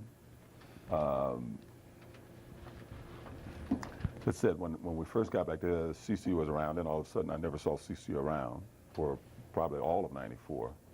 Cora was the one I saw all the time with her. By the way, you still see Cora all the time, don't you? All the time, no. Often. Basically when my kids are around. Okay. Have you taken any family trips with her and her children since October 3rd, 1995? No, her kids have come with me on trips, yes. Okay. Cora didn't go along? No. Okay. I think she brought her daughter to Santa Barbara once when I was staying with the Steinmans up there. She brought her daughter up. Okay. Getting back to what I think was the question I was asking, could you tell me, other than Cora, any other close friends Nicole had as of June 12, 1994? I didn't know who she was hanging out with, so I can't tell you. I would see her with Cora. Obviously, Faye and Christian when we went out, we'd have dinner with them. Outside of that, I'm sure that people. When she went out, I know they went out with the girls. So since I never saw them out as a group ever, so I have no idea who the girls were. Even though I know Robin sometimes was involved, I don't think Chris Jenner was involved in the going out portion. I think some old friends of ours, Victoria, what's Victoria's, Gordon White's with ex-wife, a wife he's passed, would join them. I think a girl named Mariana used to go out with Reggie McKenzie. I saw her a week before, and she said something about her and Nicole were friends again or something. But see, I never saw Nicole when she went out, and when she didn't go out, she was with me. And when I was around, the only people I would see would be the Fishmans and sometimes Faye and Christian.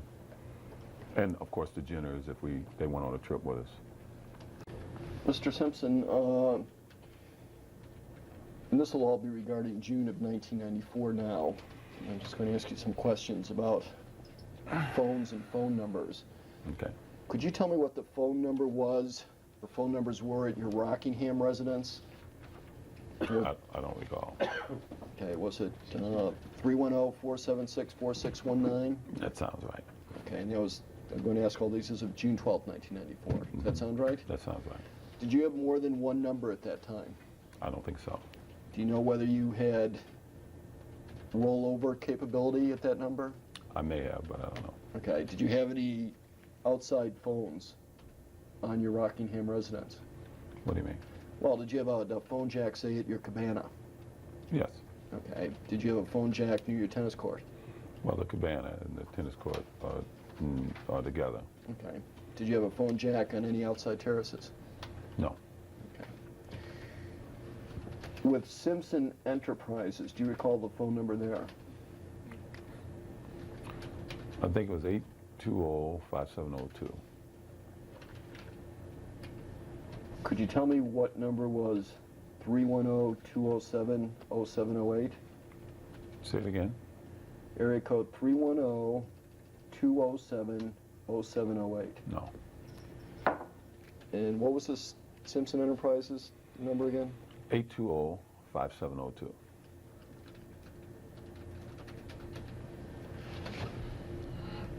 And was there a cellular phone listed to Simpson Enterprises?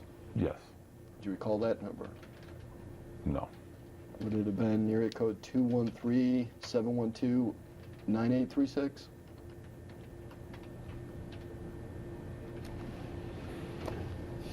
Doesn't sound like my phone, no. There was the cellular phone registered to Simpson Enterprises, though. I don't know. I don't know what my phone was registered to. But there was a cellular phone that you used or had access to other than the one you always carried with you and had with you in Chicago on June 13th, was there not? I don't think so. Does this phone number, and I'll state again, mean anything to you at this time as you sit there? Area code 213-712-8836. No. And you, okay. Do you know whether Kathy Randa had a cellular phone? She did. I mean, she had a car phone. Okay. Do you know the number now? No, I don't What? recall it now, but I don't think that was it. No? Okay.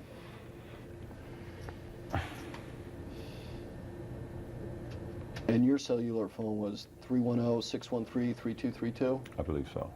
Okay. Now, when you got to O'Hare Airport on the morning of June 13th, 1994, did you make any calls from a payphone there? I don't believe so. And did Arnell have a separate phone number where she stayed at Rockingham? I believe so, yes. And did Cato have a separate number where he stayed at Rockingham? Yes.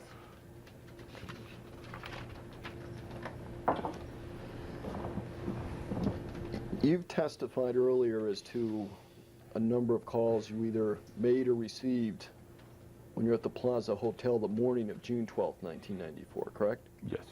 Okay, could you tell me when you made your first phone call after leaving your room in the Plaza Hotel? I believe it was when I was downstairs looking or waiting for a cab and waiting for the Hertz guy to arrive. That's Merrill from Hertz? Pardon me? Merrill? Yes, I believe Okay. so. Is he the one that took you to the airport, by the way? No, Okay. He never arrived, did he? no. Did you ever speak to him? The next day. Okay. But not on the 13th? Well, I spoke to him a number of times on the 13th. Yeah, a number of times. Before you left the Plaza? Before I left my room, yes. Okay.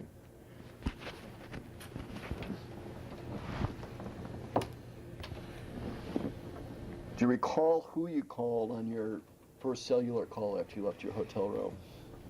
No. May have been Merrill, but I don't really recall. Okay. And you just took a regular cab to the airport from the Plaza? We talked about this? We've been over this in detail. I'm leaving it. I'm just... Just to answer that No. question. Okay. Get very covetous of those things.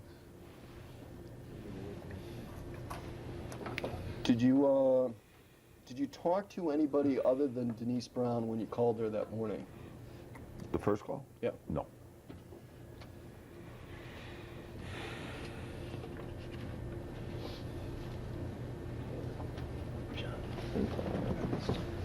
I'm going, wait. By the way, did you have as of June 17th, 1994, have a safety deposit box? Yes. Okay, was there anybody other than you who had access to that? Maybe Skip Taft. Okay. Could you tell me what you kept in there? You don't have to tell No. him that. Did you keep any currency in there? You don't have to tell him that. Any instruction not to answer? Yes.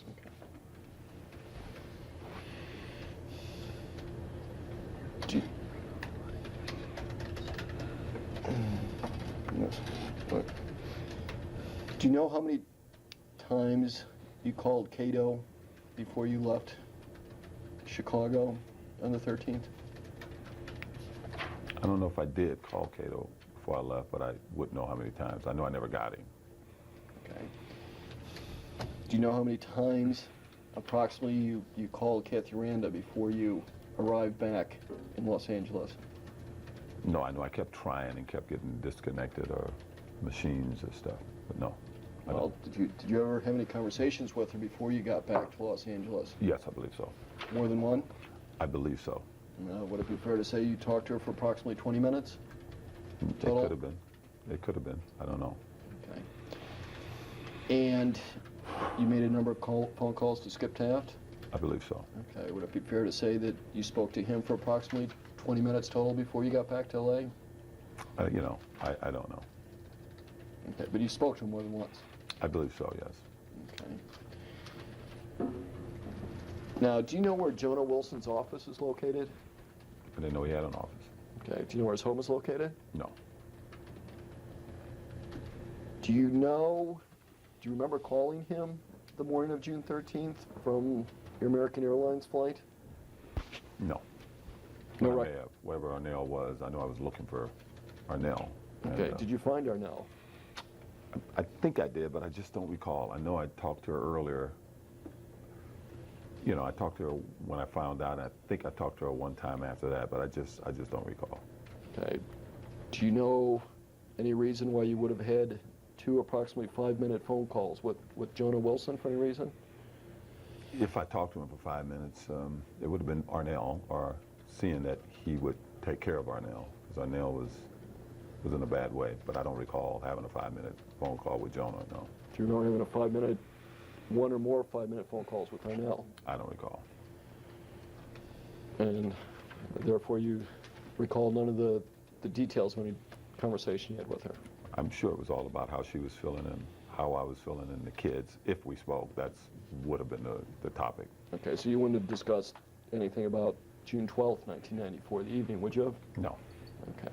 And you wouldn't have discussed anything about what the police may have been doing at your house at Rockingham in those discussions either, would you?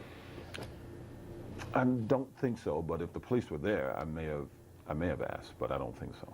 Okay. Did you ever actually speak to Marcus Allen when you were on your flight coming back to Los Angeles? No. Okay. Did you speak to someone at his house? I don't recall.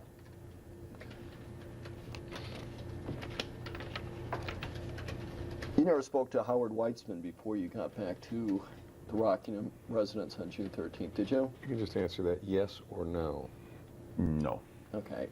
Was Howard Weitzman at your residence at Rockingham when you arrived home on June 13th, 1994? At some point when I was home, I saw Howard, yes. Okay.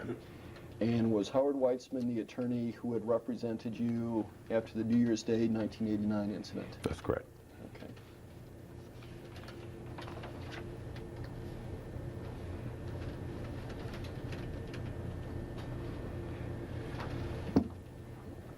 And I think you indicated earlier with the phone calls you made on the way back to L.A., you were trying to get people to get by Bundy and Rockingham and help out, is that correct?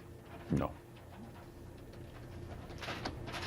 Do you recall making any calls to any friend of Nicole's between the time you left the Plaza Hotel in Chicago and you arrived back in Rockingham that afternoon? Yes. And who was that? My daughter, Okay. AC, Skip, Marcus Allen, the people I called. Okay. Did you make any calls to Paula Barbieri? I may have, but I don't think so. Okay. Do you recall ever speaking to her? I didn't.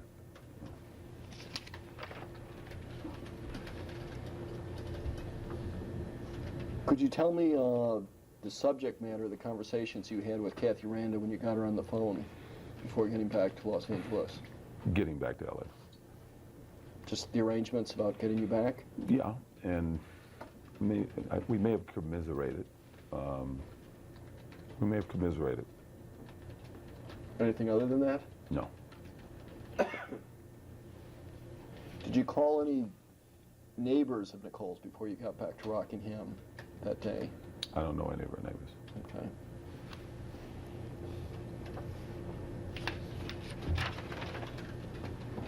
Did you give any detective or anybody the Browns' phone number when you spoke to them?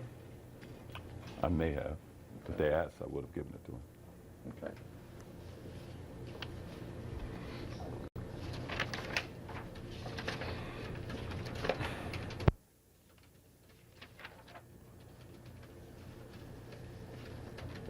Mr. Simpson, does the number area code 714-955-9318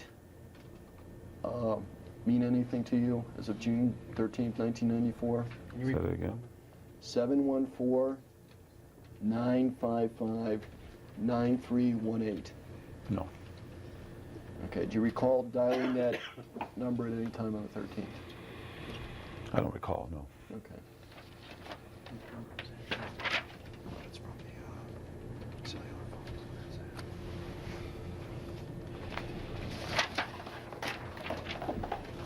Does the number area code 818-362-5643 mean anything to you as of June 13th, 1994? 362-5643. No. Okay. And you, at this time, as of June 13th, 1994, had no idea who had the Simpson Enterprises cellular phone? If mine was under Simpson Enterprises, it would have been my phone. Okay, but you didn't have more than one cellular phone with you, did you? No. Okay. And as I said, Kathy had a phone, but it was a car phone. Do you know what the number was of that car? I don't recall. Was it in the name of Simpson Enterprises, the car phone? Yes. Okay. You already asked that question, Dan. You didn't miss it. I didn't think so.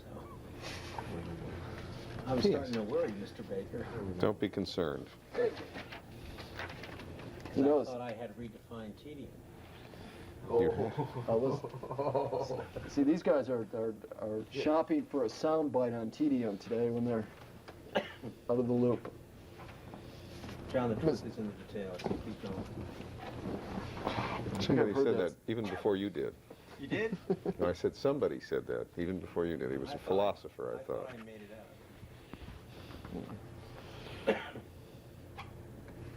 What about the number with area code 310-281-7804? 310-281-7804. I don't know. Okay. By the way, did you have a little phone book or something with you on that flight coming back from Chicago? I have my phone book. I believe, yes. Okay, where's that phone book now, if you know? I think LAPD has it. Okay. Who's Stuart Blaznik? I don't know. Never heard of him? No. Okay.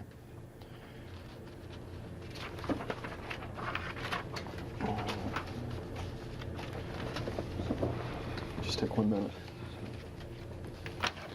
We're gonna wrap it up for lunch, huh? What about these phone calls? I'll try to. About everything. I mean, Baker, I wouldn't want you to have free time in your hands. that may be truer than you know. Oh, my mind is wandering already. Isn't Stuart Blaznik the guy running against Garcetti? Isn't it? I think that's who that is. Who's Stuart Blaznik? Yeah. Who is it? I'm sorry, I didn't. The guy running against Garcetti, isn't it? Probably. That'd probably be the first call you made.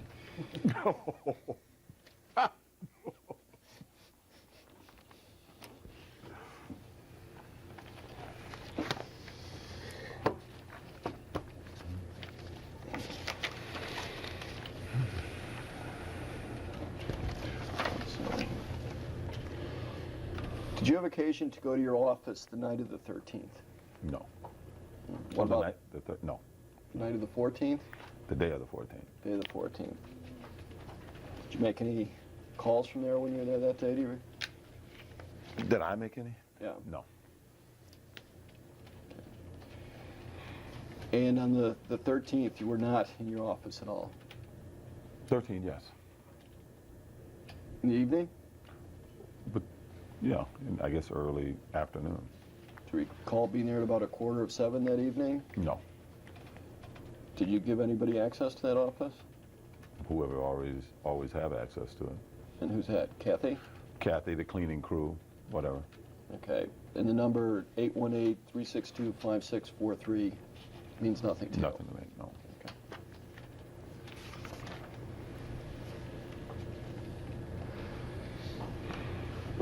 It could be Kathy's mother. I don't know.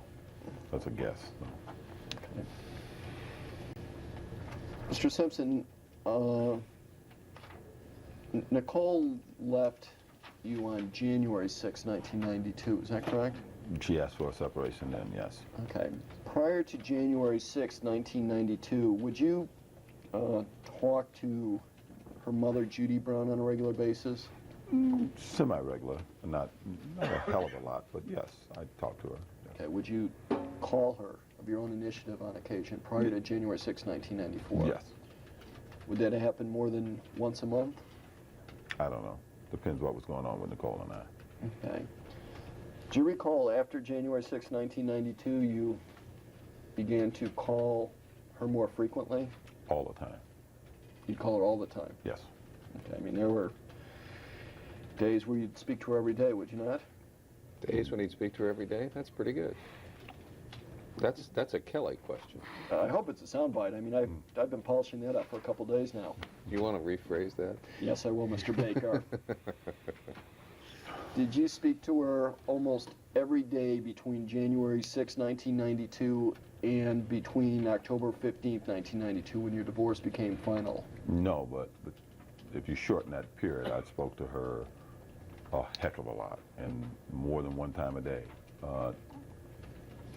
till about May or June, and then it curtailed.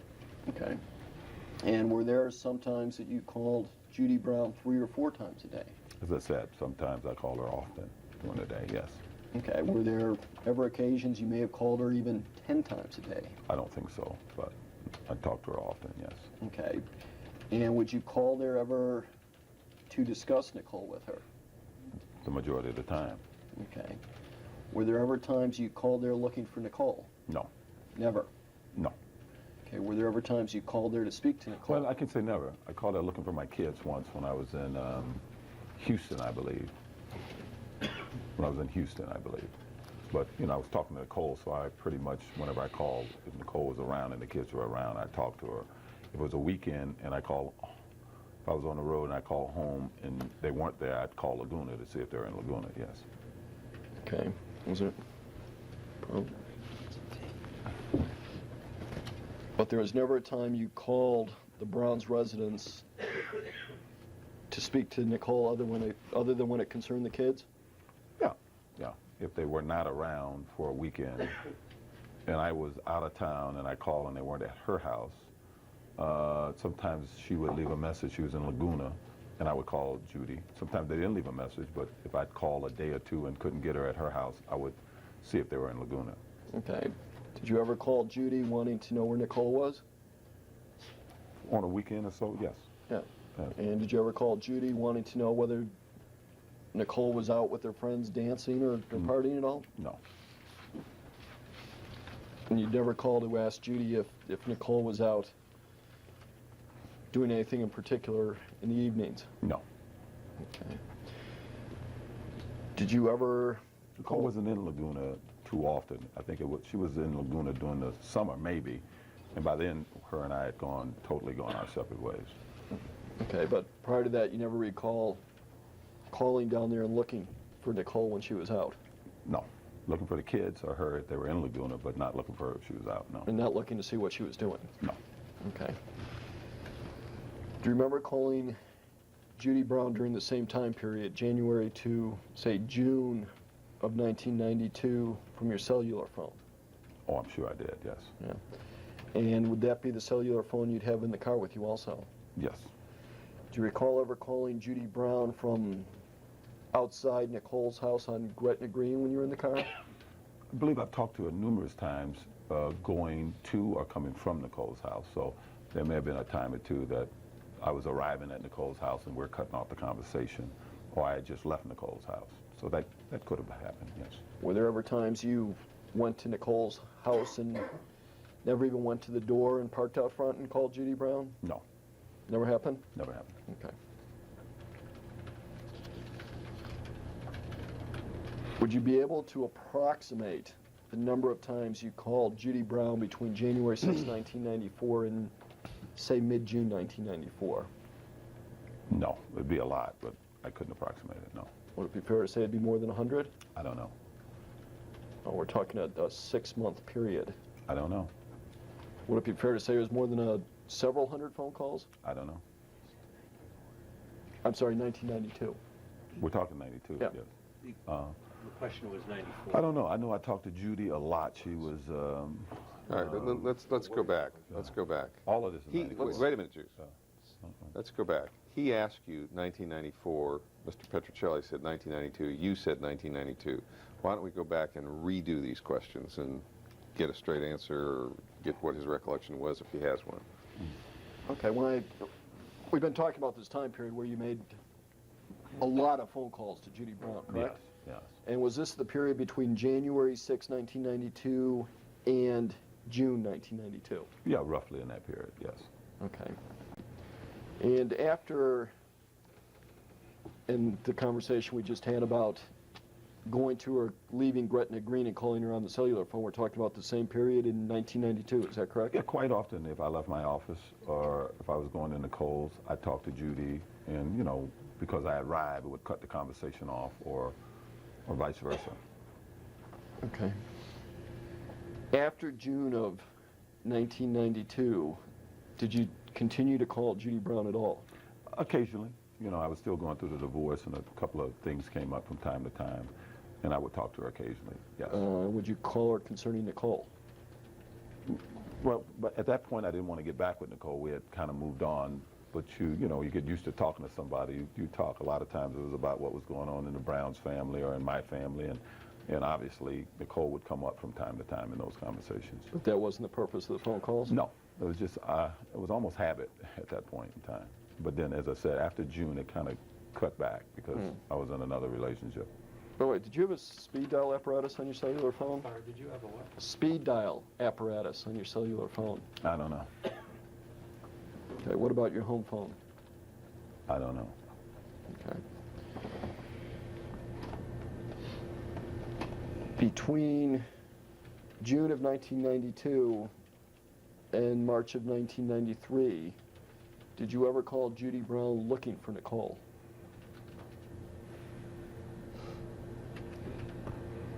June. When I came back from, I don't know, maybe in August, I mean, I'm always looking for the kids. When you say looking for Nicole, you make it looking for Nicole. Nicole was always with my kids. So I'd be looking for my kids. So there is a possibility that during the summer, that fall, I was at the Olympics. I don't know if I called Judy from the Olympics at some point because I couldn't get Nicole then to find out where they were. I mean, that could have been a time or so I may have called saying, is Nicole or the kids around?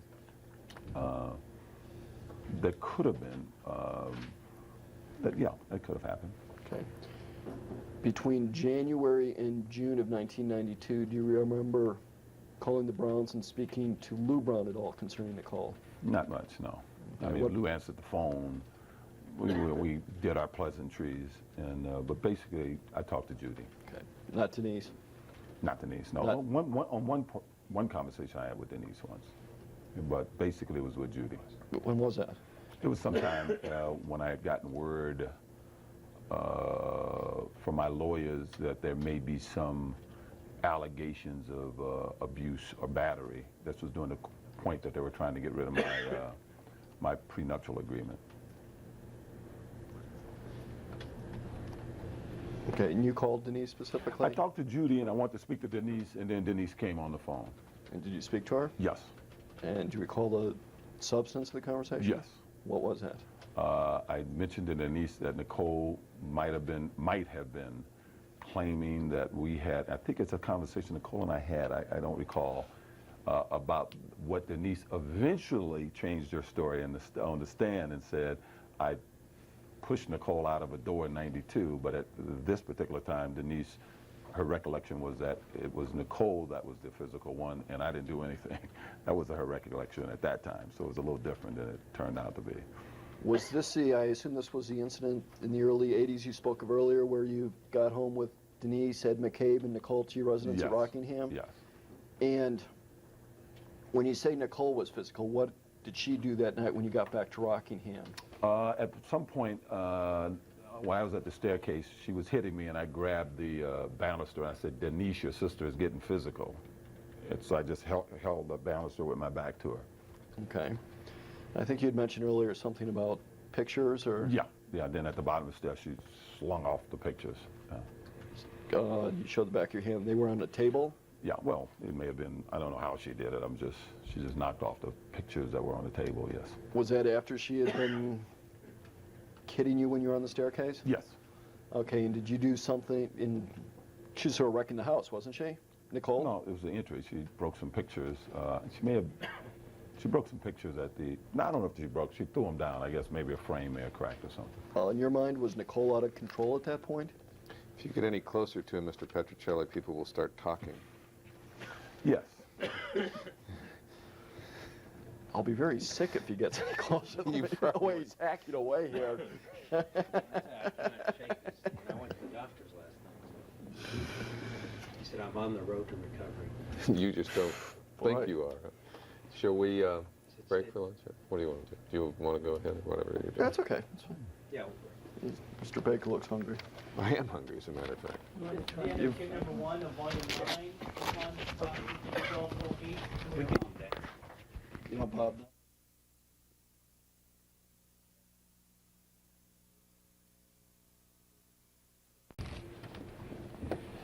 Mr. Simpson, I believe right before we broke for lunch, we were discussing an incident at Rockingham in the early 80s where I think you'd indicated Nicole was a little bit out of control in your house after you'd gotten home one night with Denise Brown, Ed McCabe, yourself, and Nicole. Is that correct? That's correct. And I think you indicated at one point you were holding on to the stair railing and she was hitting you. Yes. And was it after that she went and did something with the photographs? Yeah, as we got to the bottom of the stairs. What did she do? Just knocked them off the table that was there. Okay. Was she yelling or anything at that point? She may have been, I don't recall. Okay. And where were Denise and Ed McCabe at this time? I think Ed was standing in the doorway and Denise was standing, she was inside the house, I know that, but we were all in the same area there. Okay. And you didn't hit Nicole at that time, did No, you? no. You didn't push her or put her in a headlock? No, I grabbed her arms at the door and put her outside the door. Okay. How close was she to the door when you put her outside the door? Well, we were just in my entry, so 3-4 feet maybe. Okay. And you had no problem with just taking her by the shoulders and putting her outside the front door? No. Okay. She didn't push her way back inside? No. She didn't wrestle out of your grip? No. Didn't get away? Get away. She didn't went try to outside come the back door. in, did she? No. Okay. Now, going to Mother's Day of 1994, do you remember if any time after that date you called Judy Brown? No. You don't know? I don't know, no. Okay. Do you know at any time after May 22nd you called Judy Brown? I don't recall. Do you recall having any telephonic discussions with Judy Brown in May of 1994? I know I did the earlier part of May when Nicole and I split because I was real concerned. And I may have talked to Judy about the pneumonia. I may have. I really don't recall, but I may have. Well, when you say you talked to her about the split, do you recall the substance of that conversation at all? I was concerned about whatever was going on in Nicole's life. Okay, this would have been after Mother's Day then? I believe so. Do you recall whether it was a long conversation or relatively brief? I don't recall. It could have been long, though. I mean, we talked. Judy had a lot of concerns, too. And when Judy and I talked, you know, the substance may have started about Nicole, but then you end up talking about family and kids and everything. You know, you end up just having family conversation. Okay.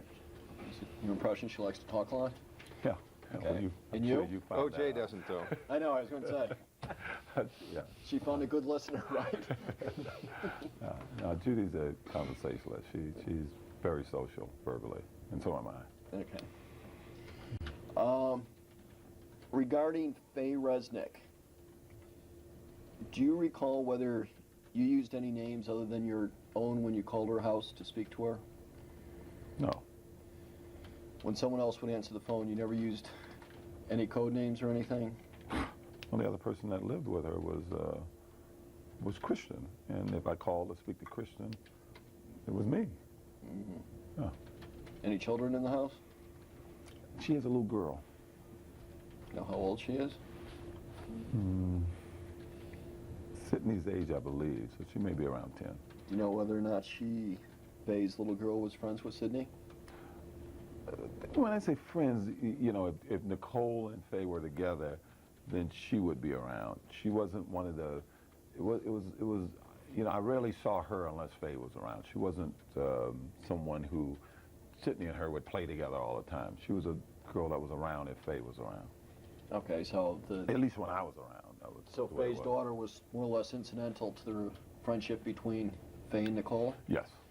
On the other hand, with regard to Cora and Nicole, Sydney and Cora's daughters were very good friends. Very good friends. Okay. Yeah. In 1994, in fact, we'll say May 1994, did you ever call Faye Resnick to discuss Nicole? In May, May.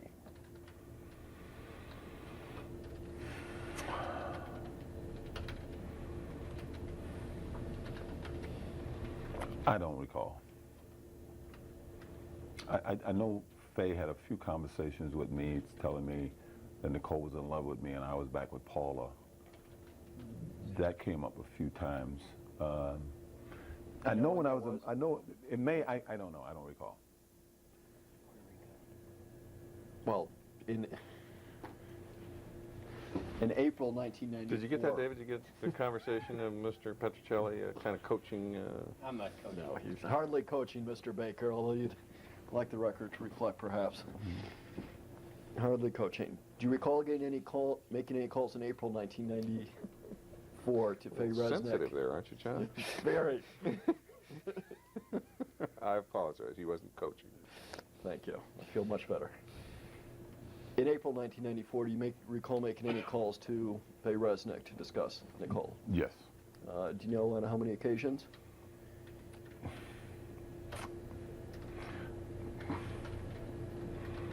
No. Okay. And do you recall where you were when you called her? Probably in my hotel room. In Puerto Rico? Yes. Okay. Do you know whether you called her more than once? Yes, more than once. Do you know whether you called her more than twice? The problem being, sometimes I would talk to Christian, and Faye and I would end up talking, Okay. or begin talking if she answered the phone. Do you know But how I many? know I'm sorry, Well, how long were you in Puerto Rico for in April '94? a month. Okay. Do you know how many times you called Christian from there? If I called, I don't know. Well, combining Faye and Christian together, do you know how many times in the month of April you called that residence where Faye and Christian were at? No. Was it more than 5 times? It would have been, I would think at least 5 times, and especially in one particular week, maybe at least 5 times. Well, you think there was one particular week you called her at least 5 times in that week? Yes. What week was that? My second week in Puerto Rico. And is there any particular reason you remember those calls in that week? Yes. And what's that? Because Nicole was saying she was having a nervous breakdown and she couldn't explain why. And I was trying to find out from her friends why, what was going on. And do you recall what you discussed with Faye about that? Just what was going on. And what did Faye tell you? In the beginning, she said nothing, that Nicole was so happy. She had spent a great weekend with me before we left, and that she was looking forward to coming to meet me in Miami. Then it went to Cora. Most of Faye was blaming Cora for she was saying, Cora's driving us all crazy.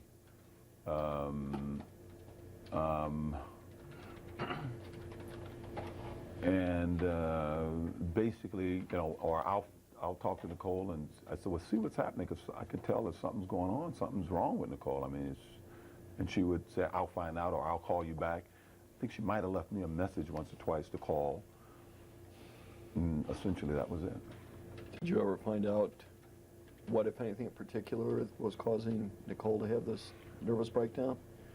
Nicole just said it was pressure. That's what when Nicole at one point called and apologized to me right before I came home and wanted to pick me up at the airport. And after I got home, I wanted to,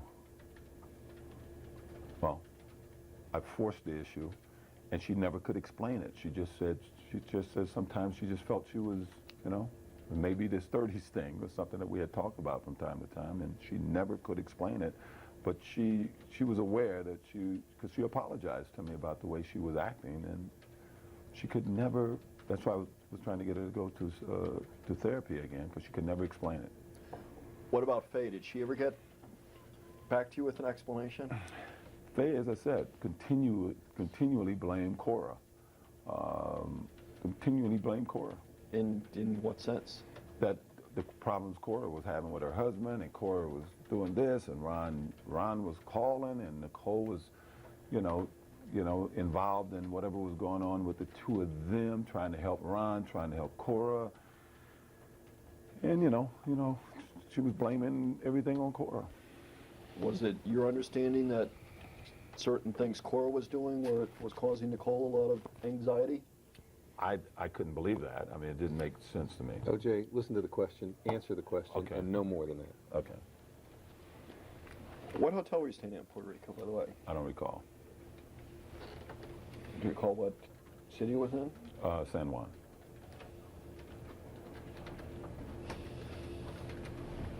Do you recall what street or anything? No. Did anybody ever call you from, I'll strike that question.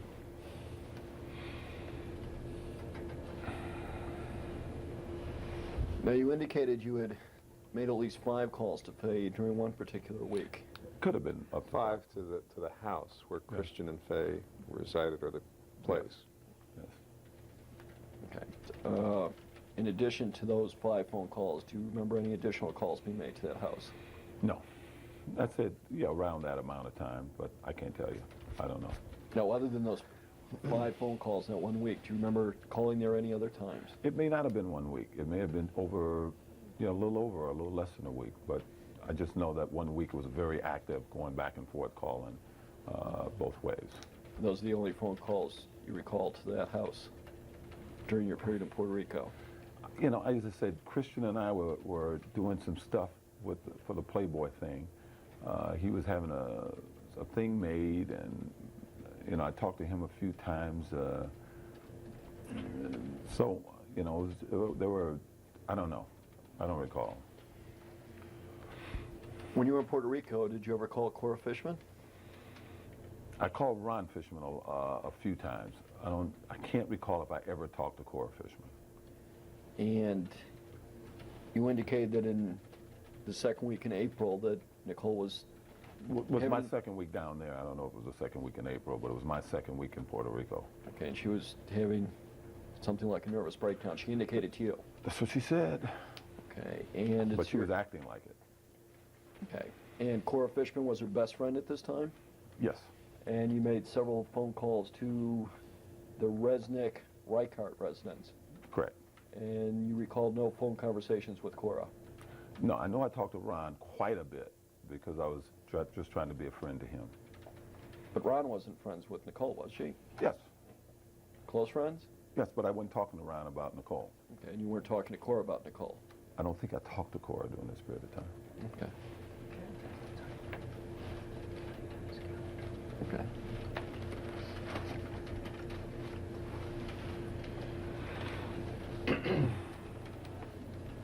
Prior to June 12th, 1994,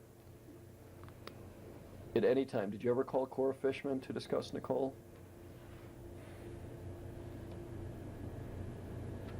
Ever? In the year 94, before June 12th? I don't recall. I don't ever recall calling her to discuss Nicole in 94. Okay. Did you ever call Cora to find out where she and Nicole might be at a particular time or particular place they might be going to? No. Did Cora ever call you from any location to indicate to you that she and Nicole were at a certain place? No.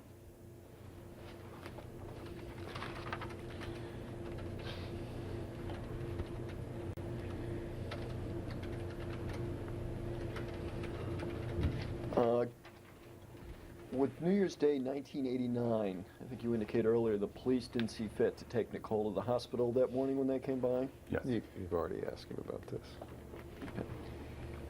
Did Nicole see fit to go to the hospital that morning? It's already been gone into. Not by me, Mr. Baker. I Oh, just come want to on. ask a couple of questions. All right, go ahead. Did Nicole see fit to go to the hospital? No. Well, did she go to the hospital? I insisted, and AC took her. She didn't want to go to the hospital. No. To the best of your knowledge, did she ever make a phone call to anybody before she went to the hospital that morning? To the best of my knowledge, no. Okay. And did AC see fit to take her to the hospital? Yes. Okay. And you certainly did. Pardon me? You saw fit to have her go to the hospital? Yes. Okay. But you didn't know whether it was for a hangover or something? She said she was looking for aspirin, and being an athlete, whenever somebody have a headache after a game or something for whatever reason, you're very cautious about that. Just the way I've always been. In any particular sport or just any sport when you have a headache? Any sport, even with my kids. If my kids had an accident and, we wouldn't let them sleep. We try to keep them awake. if they said their head hurt in any way, shape, or form. It's just something that you do. Because you're talking about a concussion type situation, are you not? Yes. Okay, so we're talking about contact incidences, are we not? Yes. Okay, and it was your concern about contact and concussions that caused you to be concerned about Nicole's headache, was it not? The fact that she said she had a headache, and we had a confrontation, and she was talking about having a headache. So I wanted her to be looked at. Okay. By the way, did you notice her having any difficulty speaking when she said she was looking for aspirin? You know, it was very emotional. So, you know, Nicole, when she got emotional, didn't speak clearly. She just spoke emotionally. So she was very emotional when she was doing this. Did she say anything about her jaw? No. I think you also indicated in April '94 when you were in Puerto Rico, you spoke to Judy Brown? Yes. Yes. Do you recall how many times? During the week of when she was supposed to be coming to meet me in Miami, we must talk at least 2 or 3 times. And were those calls you made to Judy? Yes. Okay, and do you recall the substance of those conversations? The first call was, did Nicole get her reservations? Did you get the reservations?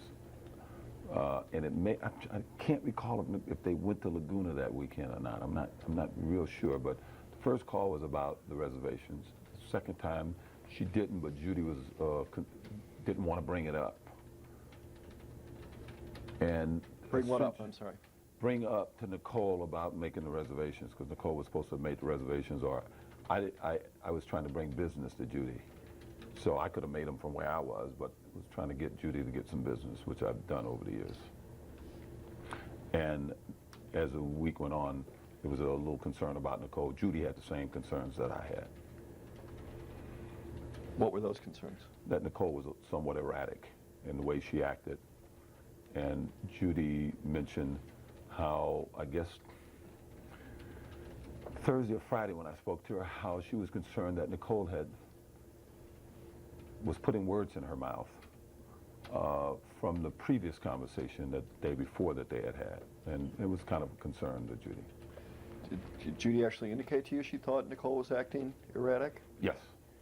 Okay, I think you also indicated Judy was otherwise evasive about discussing Nicole. No, Judy was evasive. It was a funny thing in the family that everybody was afraid to, as Judy said, she was afraid to confront Nicole. So it became a thing where everybody would talk about Nicole, but they were all afraid to confront her with whatever their concerns were. Did Judy ever express to you what she thought or what her concerns were? What Judy's concerns were? Overall? Yeah. Yes. What was that? She didn't like the people Nicole was hanging around. And that was Judy's main concern with Nicole? Yes. And she Yes. told you that? Yes, on numerous occasions.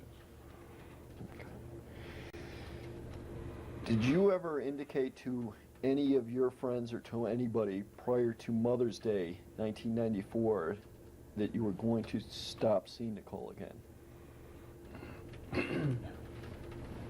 I think I was consistent in that I thought it was a lot of work, and consistent in I didn't think it would work.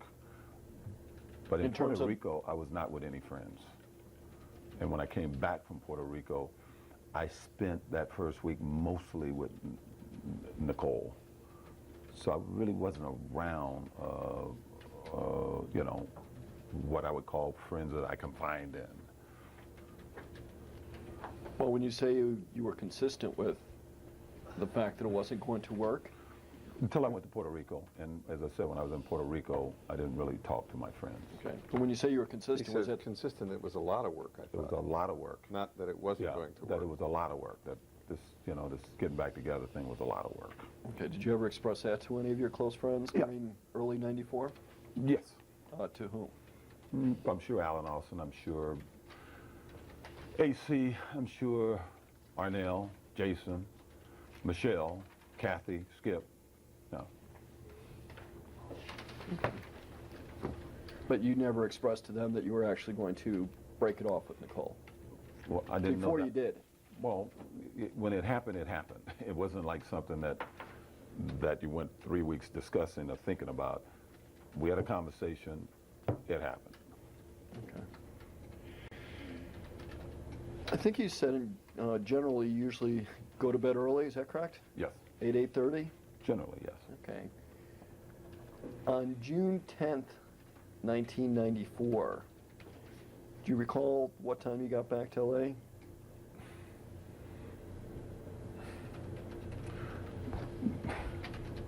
I'm a guess, Okay. 7, 8 o'clock. Okay. Did you go out at all with Paula then after she picked you up? I can't remember when she picked me up, if we went directly and had sushi and then went to, I believe, my house, or if we ate at my house, or if Gigi wasn't there. We may have gone directly from the airport to have sushi. Okay. I didn't eat on the plane. I rarely eat on the plane. And do you know what time you got home that night approximately? Whatever time it took to eat sushi and then got home. Was it before 10? I would think so. Okay. So it'd be safe to say you were up till at least 10 o'clock Friday night? I can't say at least 10. Whatever time I got off the plane, I think I'd been out of town all week. We ate, and then we went home, got in bed. Okay. And Saturday night you went to a formal affair? Yes. Okay. Do you know what time you got home that night? Probably about 11. Okay. And Sunday night you were... Yeah, I had to stay up to go to Chicago. Okay. In June of 1994, or before that, I think, you said you always went to bed early, but you'd get up during the night to make sure the kids were settled and everything? Generally, I go to bed early. Yeah. I mean, if I don't have an affair to go to or something. Every night, including last night, I get up in the middle of the night and walk around my house. Every night. Back then, and I'm talking about May, June 1994, what time would Justin usually go to bed? We tried to put him to bed at 8:30. That was Sydney too? But that was the general time we tried. But, hopefully by 9 they'd be in bed. Okay.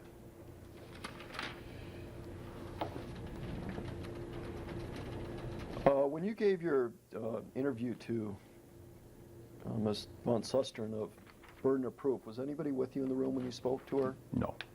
Okay.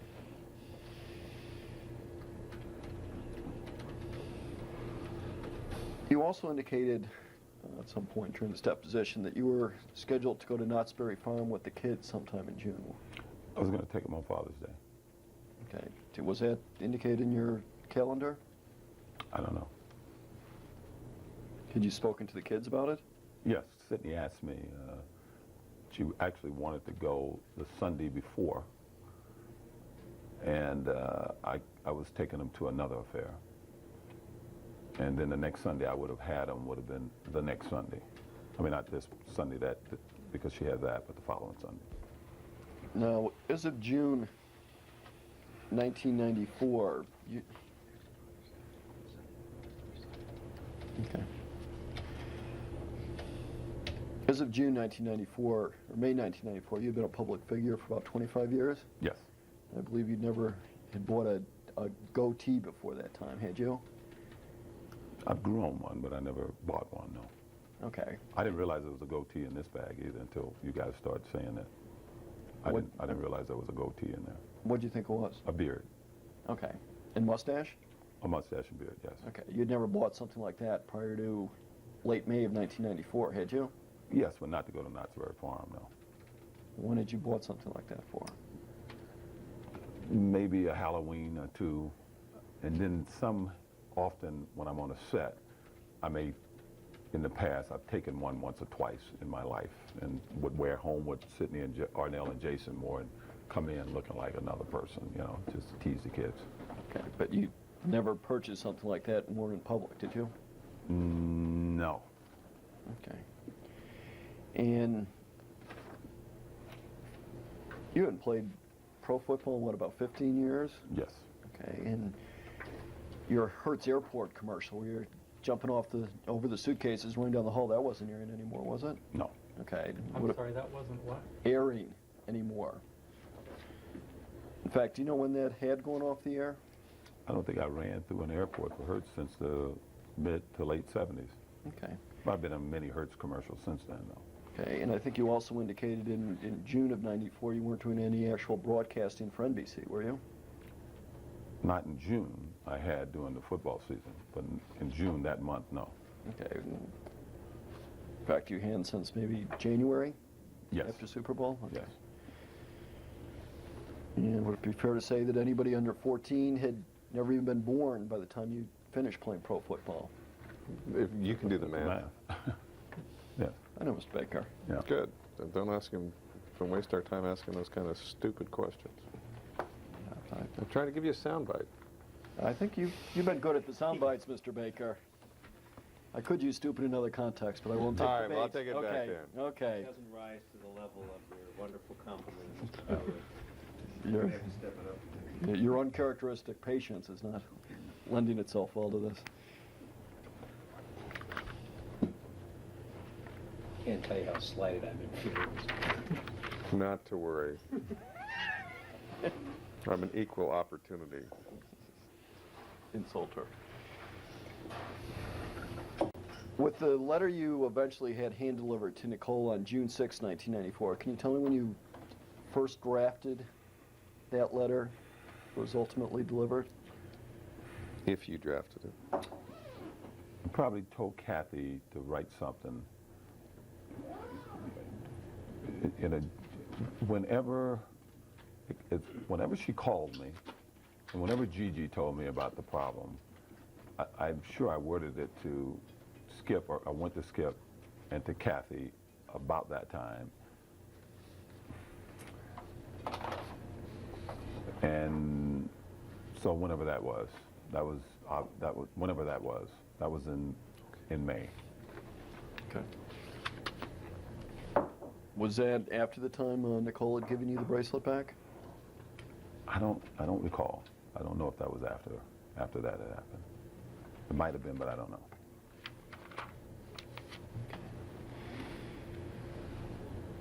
I think you also indicated that in '94, there were times Nicole indicated to you that she was depressed. Depressed in '94? I mean, when I was in Puerto Rico, she said a lot of things, and she couldn't explain it. Earlier in '94, I don't know depressed was a word she used in earlier '94. Did you ever see her depressed? I saw, I'm not capable of saying what depression or frustration, what does what. I just know that during '94, I know a few occasions she was despondent for whatever reasons. And there were numerous reasons. Okay. Have you ever seen someone grieving? You know what I mean by that? Doing what? Grieving. Grieving? Grieving. Like from the loss of someone or something? I've seen a lot of grieving in the last 2 years, yes. Okay, and you understand basically what I mean by that word? Yes. Okay.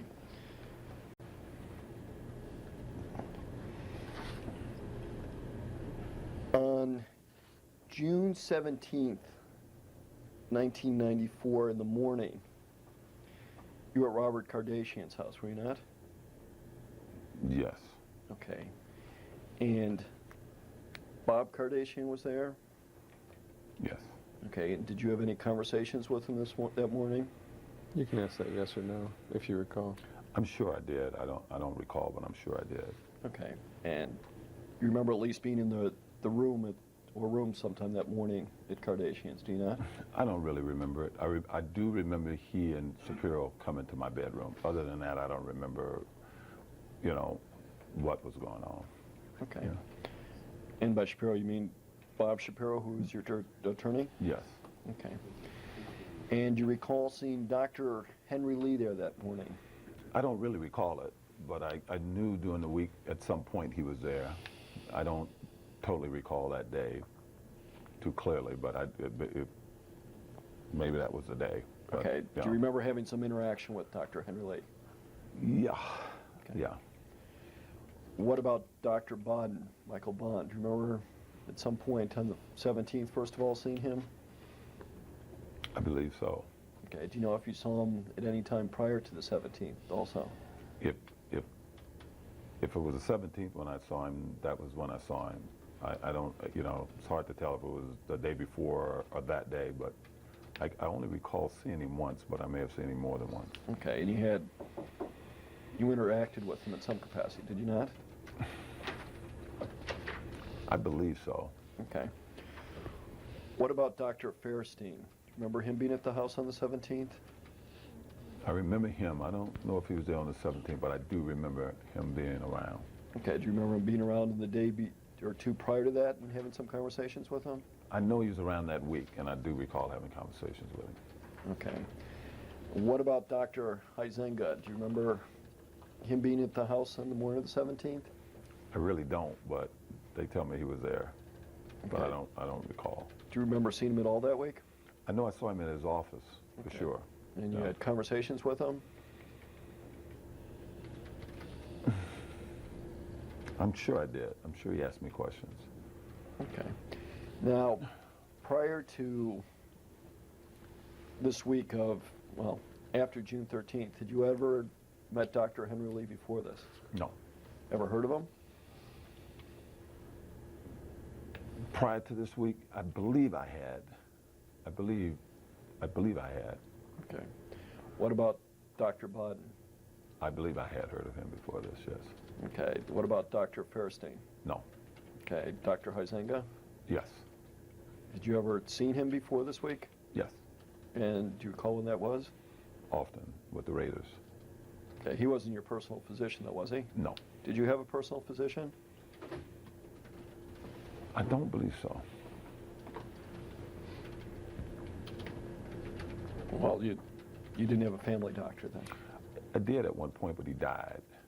And then it was, you know, most of my troubles was arthritic or orthopedic. So I had a doctor that I dealt with on those issues. Do you remember Denise Halicki being at Kardashian's the morning of the 17th? I don't recall her being there, but I'm sure she was. Okay. Did you see her on the 15th and or 16th down at Kardashian's? I believe I did. Okay. That was Bob's then girlfriend? Yes. Okay. Was AC down there on the morning of the 17th? I don't know. I don't know what time we left the house, and I don't know what time of day that was, but he was definitely there then. Okay. And Paula Barbieri was there that morning? Yes. When had Paula Barbieri arrived at Kardashian's home? I don't know for sure, but it was right after my kids left, On the 15th? if that's the day it was. Was that the day of the wake? I don't know. Okay. But she had been down there for a couple days. What do you mean? She had been down at Kardashian's for the last 2 days before the 17th? Well, she came right after the kids left, and she was there until, you know, right till the 17th, so whatever that is, I don't know what that is. Okay, well, she spent the night before there, before the 17th? She came, I know the day that the kids left, she came that day, and the 17th she left. I'm just not sure. I just can't recall which day that was, one day or the other. Okay, did she stay overnight there? Yes, Okay. More than one night? that's what I can't recall. Whatever day she got in, she stayed with me from that point on.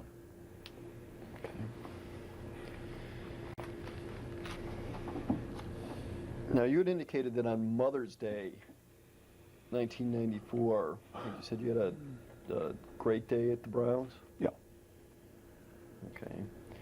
And do you recall who was there at the Browns beside yourself and Nicole? No, her family, the Brown family. Okay, was AC there? I don't believe so. Okay. Do you remember anybody else besides family who was there? No, Do you know if Betsy Rocca was there? I don't recall. It's a rocket. Rocket.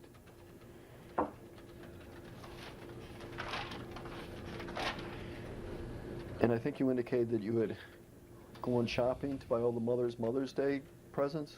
It was Saturday. Okay, do you recall what you bought them? Yes, What was that? flowers. Okay, bunches of flowers? Yes. And where had you bought those flowers? Pardon me? Where did you buy those flowers? On PCH.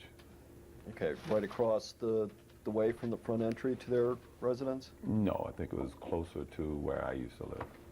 Okay, it was a flower stand, wasn't it? No, it was a flower shop. Okay.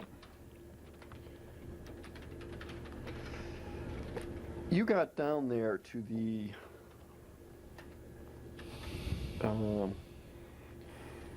Laguna early that Saturday morning, did you not, like 4 a.m.? Yes. Okay. And was there some reason you had to be there Saturday morning? Yes. And what was that for? Sean was having his christening, Okay. or first communion. I don't know, it was something like that. And had someone invited you to that? Well, yeah, it was a family thing, and Sean was having his christening, and I came down. It's just something we always did when something was happening with the kids. Okay. Did Nicole invite you to this? Yes. Did And she I ever? believe the Brown family did too. It was a family thing. Sean's christening, and I said I'll try to get down there. I don't know what time I'm gonna get off work, and I made it down there. Okay. Did Nicole ever indicate to you she didn't want you down there during the day that day? No.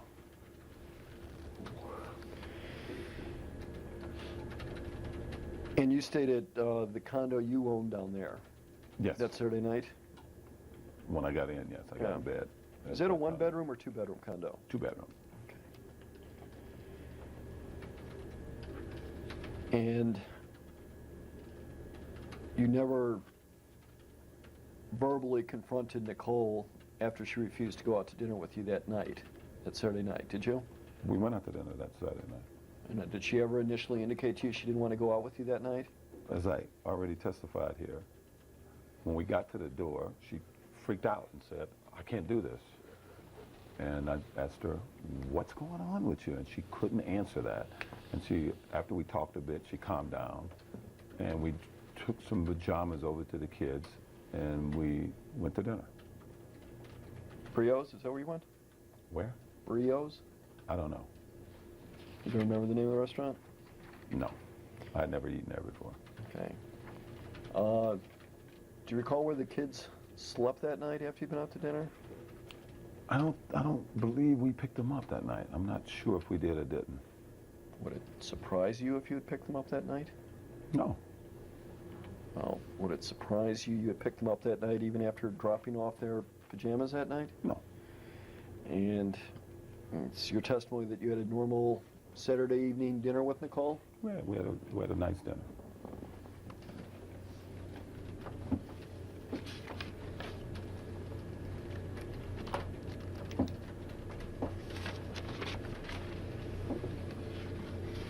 When you came back from Puerto Rico, that was it May 1st or something? I don't know whatever time it was. The If I weekend. could just take a minute here.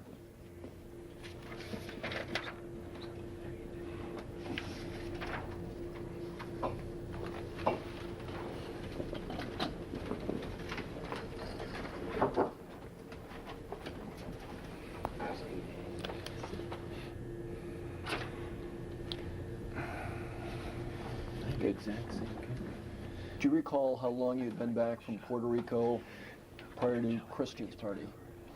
I may have gotten back that day. Okay. Do you recall that? You guys talk about me all the time. Come on. Oh. Turnabout is fair play. And the alternative, if you're going to talk loudly enough so I can hear. They're making fun of me, that's all right. I wouldn't make fun of you. So that was the Saturday you got back from Puerto Rico, the Saturday of I Christian's believe party? so. I believe we went to the party that night. Okay. Do you recall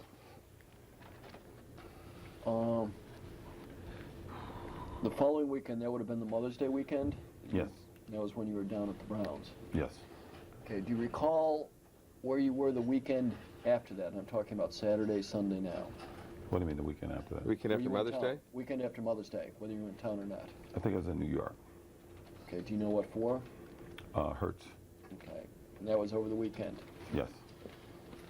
And the weekend of after that, which would have been May 21st, 22nd, do you know whether you were in LA or not for that weekend? Yes, for part of that weekend I was in LA. Were you just getting back from somewhere that weekend? Yes. From where? It's Friday, Thursday I may have gone to North Fork, Virginia. And when did you get back? Saturday. Okay, afternoon? Yes. Okay. Now, you indicated that you had broken off with Nicole either Mother's Day or the day after? I believe it was officially the day after, even though at dinner that night I told her I couldn't do it anymore, and she you know wasn't an asshole. Maybe that's why we had a good Mother's Day. And the day after Mother's Day, we Before, this is at dinner at Brown's on Mother's Day. That you told Nicole you couldn't do it anymore? No. This is the day after. No. Saturday before Mother's Day. Yes. Okay. And this is where you told her you was a hassle and you didn't think you could do it anymore. Exactly. Okay, But I think it was official 2 nights later. okay. But when you told her this Saturday, it was nonetheless a civil conversation, Yes. Yes. pleasant conversation. Yes. In fact, you said you had an enjoyable dinner. Yes. Okay.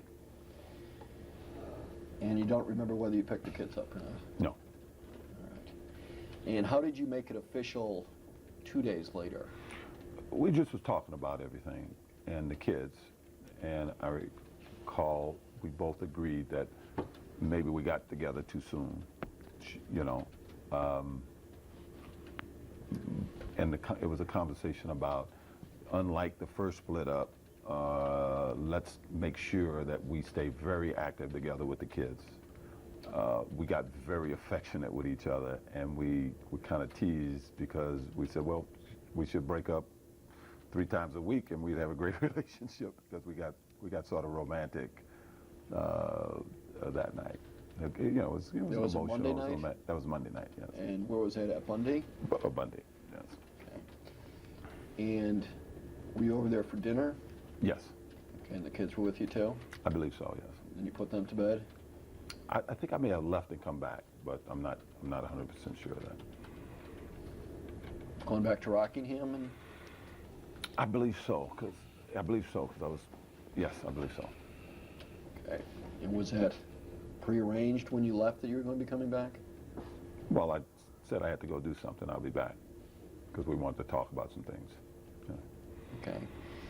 Now, after this Monday night interlude and conversation, do you remember when you next saw Nicole? I'm sorry.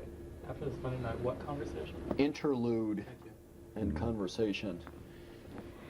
Do you recall when you next saw Nicole? Not exactly, but a few times that week. And that was before you left town that weekend? Yes. Okay. Do you recall where you saw Nicole? I think I had dinner there one night, and I think they were at my house one day after school.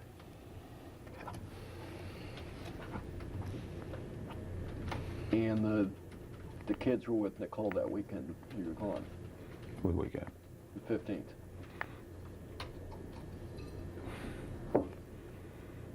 Certainly Friday night. I just can't recall Saturday and Sunday night.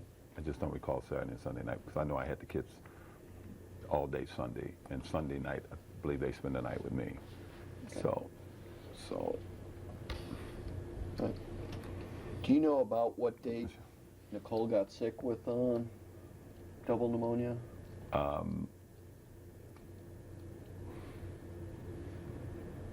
You know what? I'm a week ahead. Let me go back a week. I'm a week ahead. No, I'm a week ahead of the game right now. Tell me what you're asking. You know about. what, would it help your recollection, Mr. Simpson, to look at your calendar a little bit? Kathy's calendar, yeah. Kathy's This calendar. is Exhibit A, 8A. Yeah. Yeah.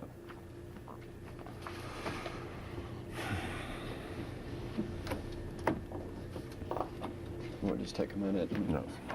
Not that we haven't been through this. No.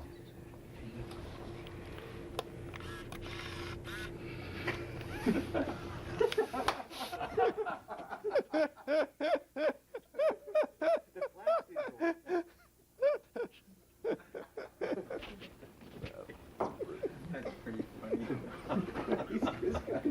He's calling.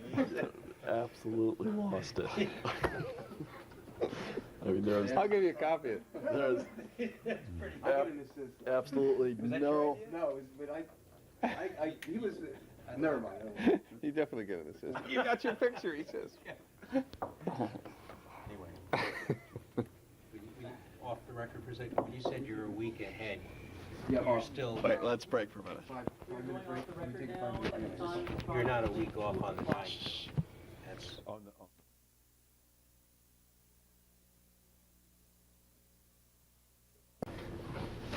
Now, Mr. Simpson, you've had the opportunity to look over your calendar for May of 1994. Yes. Okay, and I believe you indicated that Kathy Randa's calendar, actually. Kathy Randis. Okay. But that, looking over that, basically represents your calendar for the month of 1994, as you recall it? Yes. And after looking at it, are you clear now that it was May 14th and 15th you were in New York? Yes. Okay. And do you recall whether that was Sydney's first communion that weekend also? It was.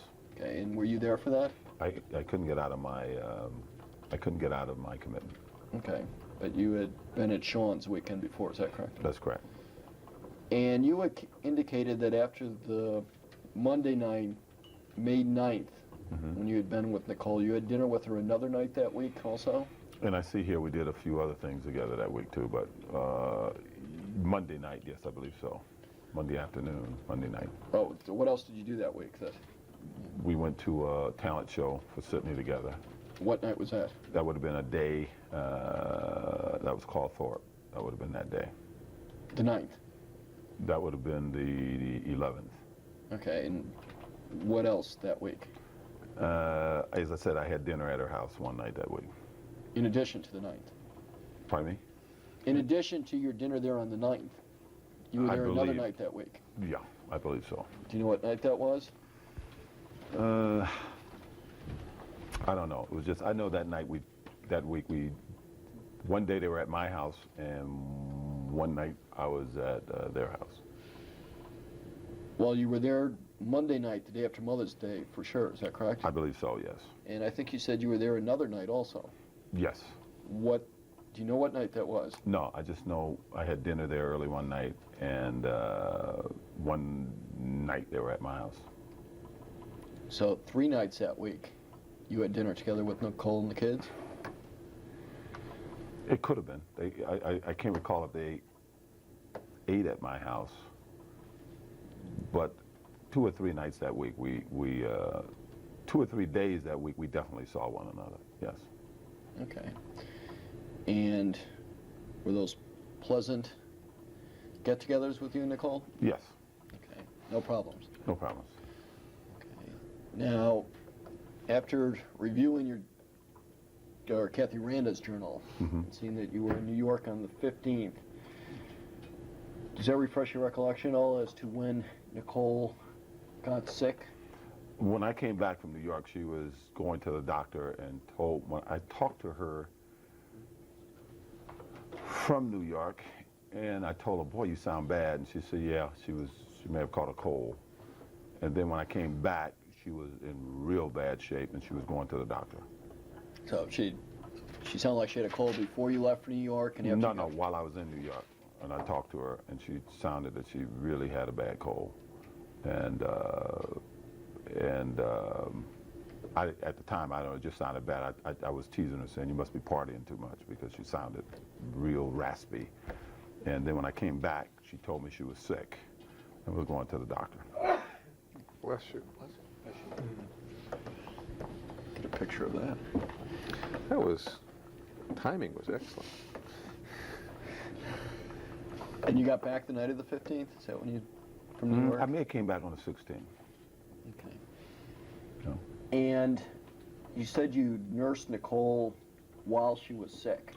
Yes, while I was in town that week, every morning I would bring her, I would pick up her scones and stuff. Even if I played golf, I'd do it right after. I'd call her and see how she was doing. I'm sorry, pick up her... Scones and coffee that she liked. I bought her some flowers, and I bought her some soup a couple of times that week. And a couple of nights that week, at least one night that week, she had a real bad cough, and I ended up going to the market to get her some cough syrup. Okay. So you were over there every morning of that week, Monday to Friday? Monday I couldn't have been there, so I wasn't there Monday. Tuesday afternoon, I think I bought her soup. Wednesday morning, I definitely bought her coffee.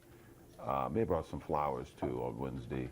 And that afternoon, I took care of the kids and everything, I believe, with dinner and whatever she needed. Thursday, I think again, I know I ended up Thursday night getting her a cake and, you know, gifts from the kids, and we had, the four of us had a little birthday thing at her house. This was on her birthday, the 19th? Yes. Okay, was anybody there besides her and the kids? No. Did you have dinner together? I think I bought dinner.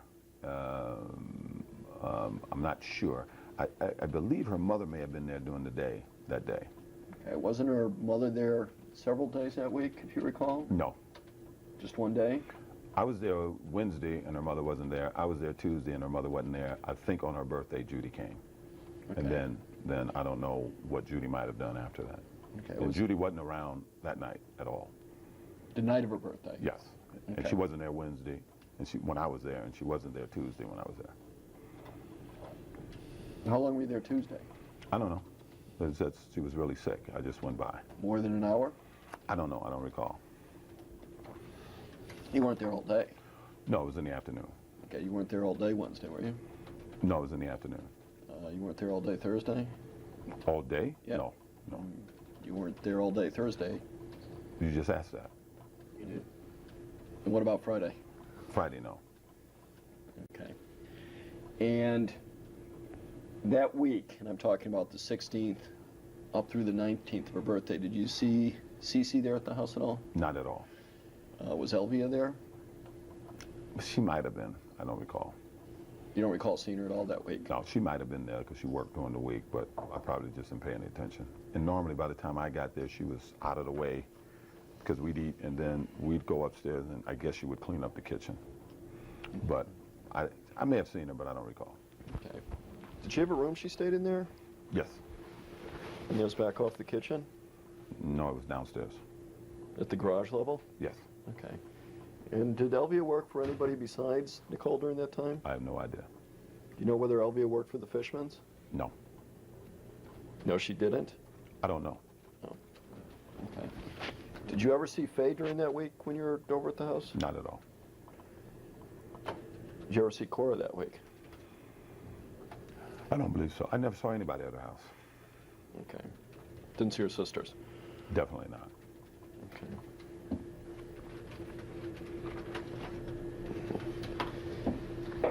Now that weekend after her birthday, May 21st, 22nd, Yes. were you in town that weekend? Part of it. When you say part of it, what do you I mean? came back Saturday night. From?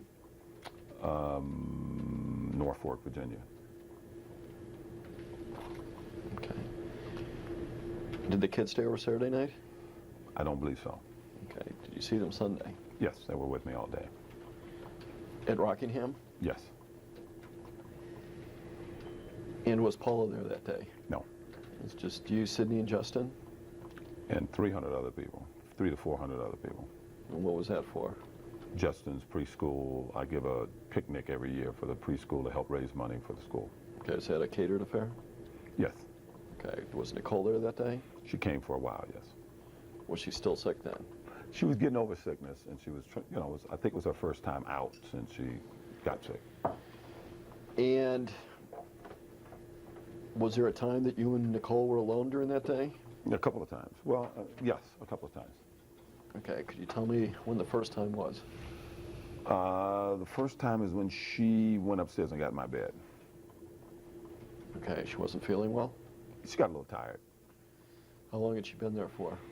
I don't know. She was during the course of the day, and she had been there a few hours, I guess. I can't recall exactly how long she had been there. Okay.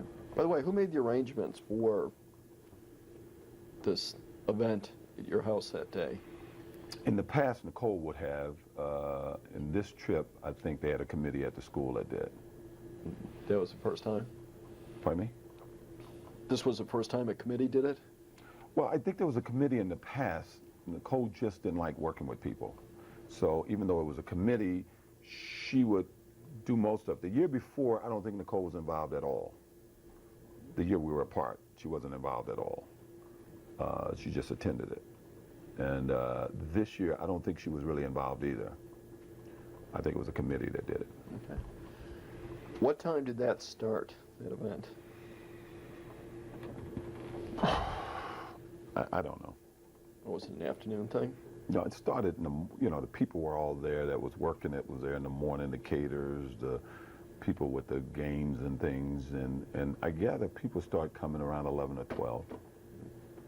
Do you remember what time Nicole got there? No. Do you remember approximately what time it was that she went up to your room? It was in the afternoon. Did she tell you she was going up there? She was actually laying on me on the couch. I was watching the basketball game with some people, and she said she was feeling cold, and she went upstairs and got in my bed. And who were you watching the game with? Just fathers were coming in and out. Every year this event always happens in the middle of the championship series, and Is that what this was? Was this Houston Knicks at this time? Yes, yes. Okay. And I always turn my TV on and leave the doors open and let the fathers know if they're into basketball, they can go in and watch. Okay. Yeah, it may have been semis, but it was in NBA. I know that, and they were coming in. Various people were coming in and out watching the game. And after she indicated she was going upstairs, had you had any conversations with her before this? Private conversations that day? Well, by private, we laid in the grass and talked, and a couple of people joined us from time to time. And then I went in and watched the game, and at one point she came in. Okay, how long was she downstairs before she headed up? I don't know. I don't know what time she got there, so it's hard for me to answer that. Okay. Did you go upstairs and talk to her at all when she was up in your room? At one point, I went up to see how she was doing. Did you talk at all, or you just Yeah, we talked. How checked you on her? doing? How you doing? I was always like saying, Nicole, you got to really watch what you're doing. Well, I mean, yes. Okay.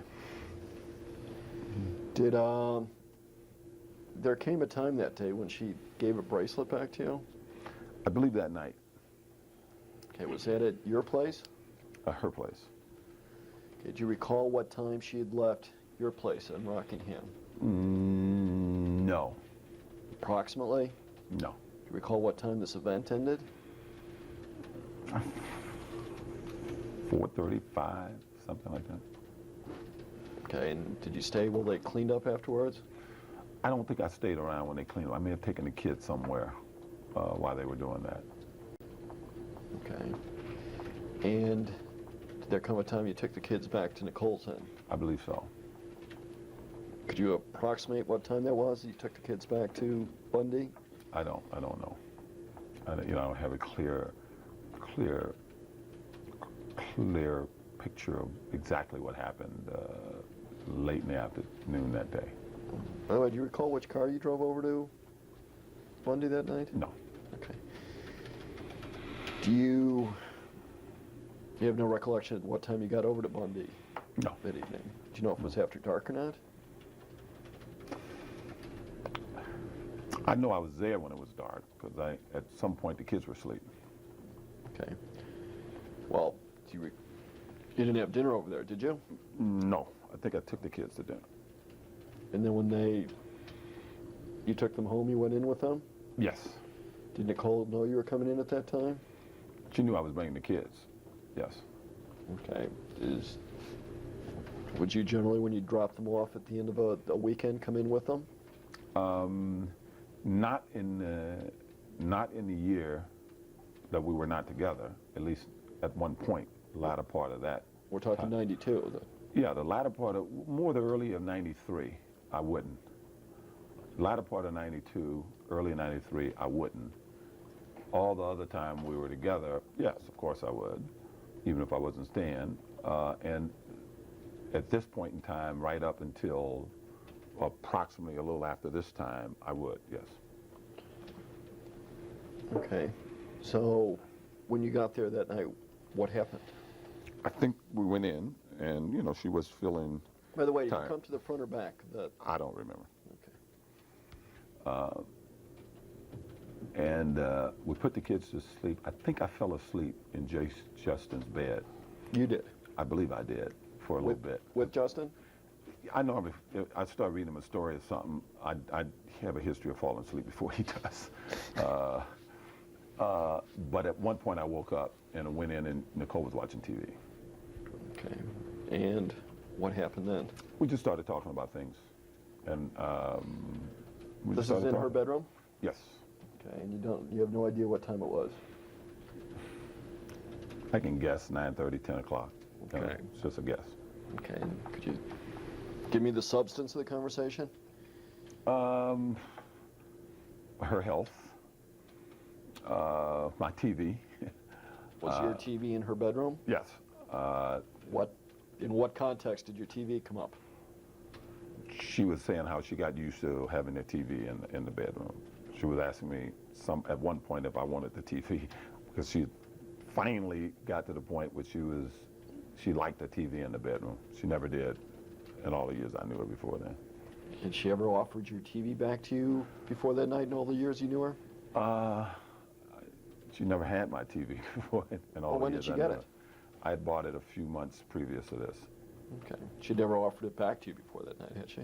There was no reason to. I don't know that she offered it back yet. Yeah, she was just saying she was used to having a TV in her room. Okay. And I was telling her, well, I actually think I told her I would trade TVs with her because I like the headphone aspect of this TV. That she had? Yeah. Okay. What else did you talk about? She talked about this bracelet that I didn't really buy it for her. I told her I didn't say anything. I had no comment. And then she said, you really didn't buy it for me, and I had no comment, and she didn't feel right having it. And I took it. I accepted it. And then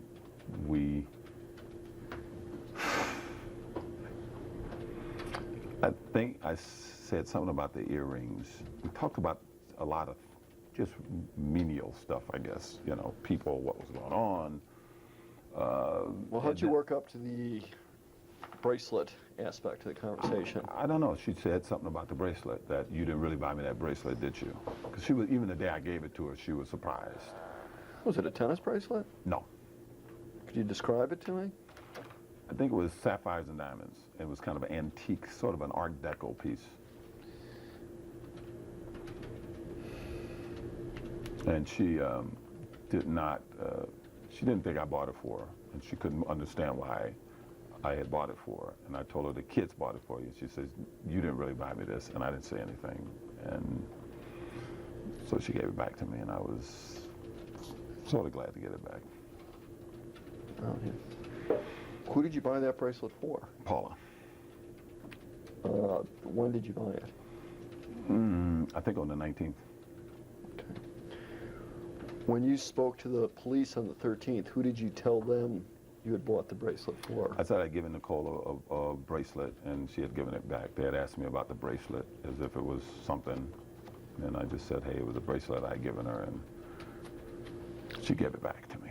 Well, you sort of elaborated when you were talking to Lang and Van Adder about how you had bought that for Nicole and were in a tight spot because of that, because you'd taken it back and given it to Paula, didn't you? Yes. Okay, and that actually wasn't true then when you told the Lang and Van Adder that you had bought it for Nicole, was it? That's correct. Okay.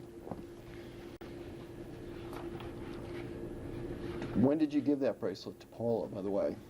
Probably the next day. Are you certain about that, or you just think it wasn't? Well, the next time I saw her, I gave it to her, Okay. which would have probably been the next day. I don't think I saw her on the 22nd. She might have been out of town. I'm not sure. But within the next day or two, I did see her, and I gave it to her. Okay. And had Nicole ever given you any jewelry back before she gave you back this bracelet?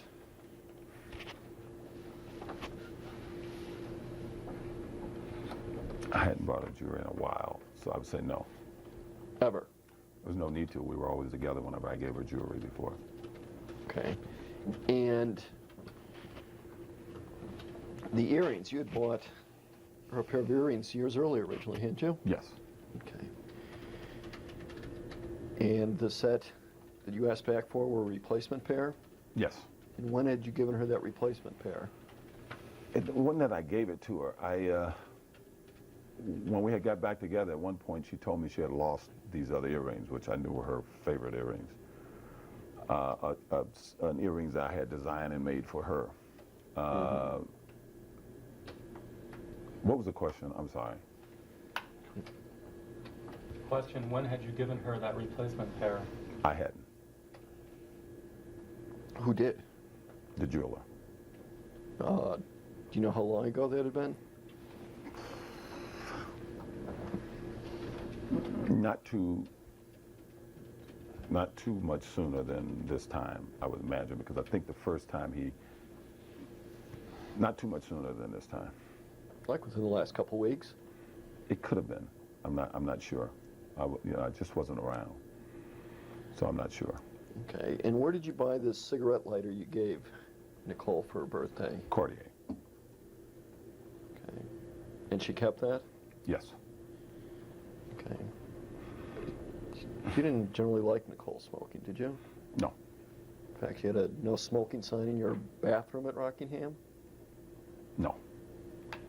Her bathroom? No. Now, I think you said those earrings, you just stated that they were her favorite design? I had designed them for her once before, and she really loved them. Okay.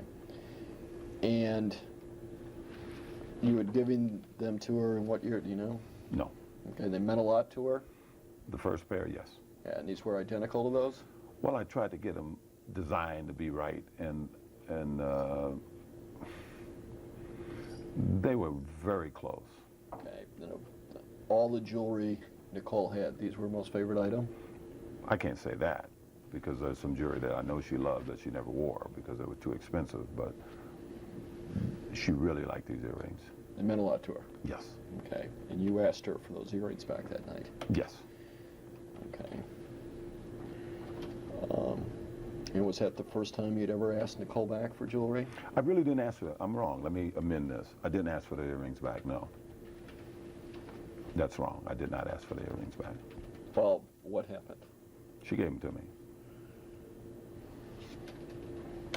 Just out of the blue, or was there any discussion about it, or what? No, she owed me some money, and she didn't have the money, and she gave me the earrings. Did you ask her for the money? Yes. I said, yes, I did. I asked her for a check, and she said she spent it or something. So in the context of a I know I have. excuse me? We've been all through this. I don't think we have, Mr. Baker. Yes, we have. That's why he whispered in your ear. That's why Petrocelli whispered in your ear, because we've been all the way through this. That he asked her for the check. No, I and- know we, The money or the check? Yeah. I'm sorry, money or the the money check. or the earrings? I No, saw he that. didn't say that. no, I know, I you're said, right. Give me the Thanks for that. replacement check. We've been all through this. Yeah, Come you're on, right, we guys. have been It's all day through this. 9. Your life. It's that old Jack Benny joke. Yeah. Not funny here. It's not funny here, yeah. It's not. And how long was the total conversation up in her bedroom before you left with the earrings, as opposed to the money? I'm sorry, say that again. Well, how long were you in her bedroom talking to her before you left? For a while, because I laid on her bed with her and watched something that she was watching the end of. And I'd say after I got out of Justin's room and went to her room, about an hour. Okay. And when you left there, you had the earrings and the bracelet. Yes. Okay. And did you consider that sort of a final break-off between you and Nicole? No. Did there ever, before June 12, 1994, come a time that you considered a final break-off between you and Nicole? Yes. And what date was that? The day after Mother's Day. Okay, there was that dinner over at Nicole's house? Yes, it was. It may have been Mother's Day night, but I believe it was the day after Mother's Day, and and it was then that He didn't ask you what okay. you did. He just then said, when was in my mind, it was over. I'm here to listen, Yeah, Mr. yeah, Baker, if he wants to. Yeah, it was, in my mind, it was over then. I mean, and I'm sure in hers too. We, you know, we went elsewhere. We went in different directions at that point. Okay, But so we were still friends. Okay, so you didn't see this May 22nd date as a significant date at all? No, I thought it was a nice night. We were very pleasant with one another, Okay. just like we had been for the previous, 10 days Okay. or so. Do you recall when you were talking to the police on June 13th, 1994, they asked you when you had broken up with Nicole? No, I don't really recall that, no. Do you recall at all when you were talking to the police on the 13th, telling them how long or what time previously you had broken up with Nicole again? I may have told him a month before. If you don't recall, just tell I him you don't don't recall. recall, OJ. I don't recall.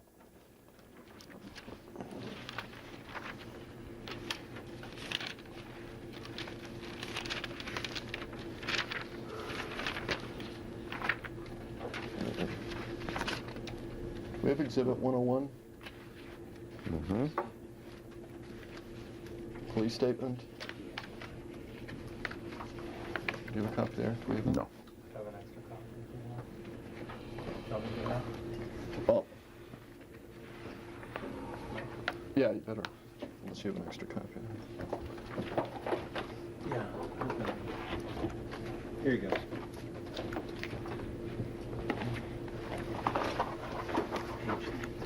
Page 3.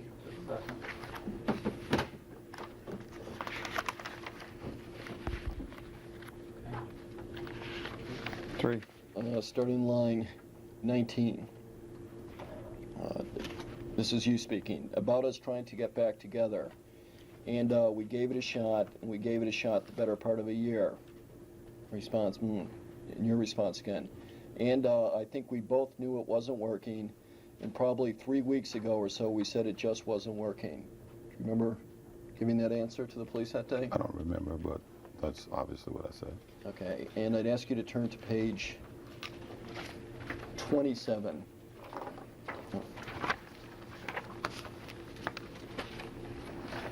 Actually, 26, bottom.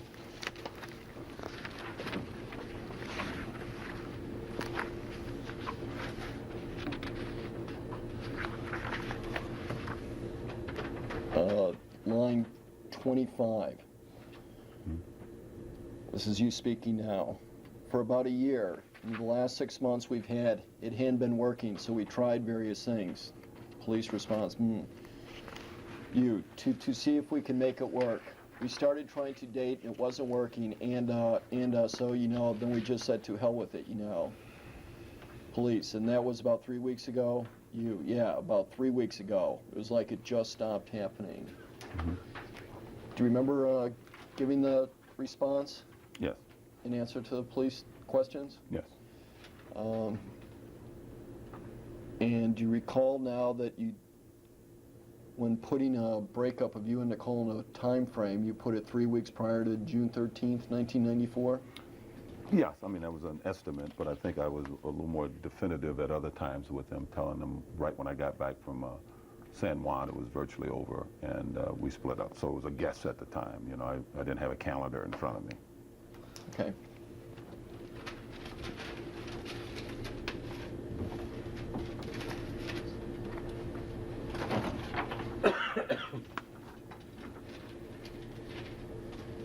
Prior to August 1989, there was a full antenuptial agreement in place between you and Nicole, was there not? I'm sorry, say that again?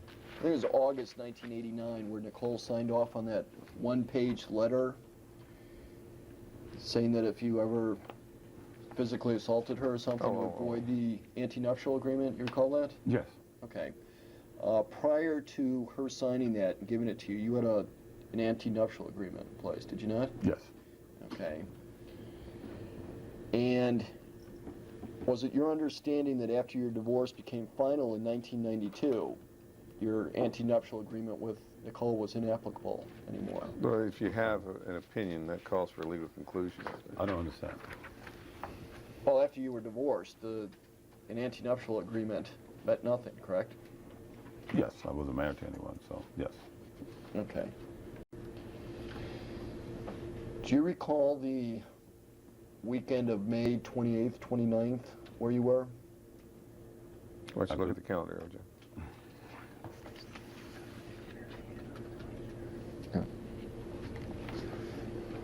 Yes.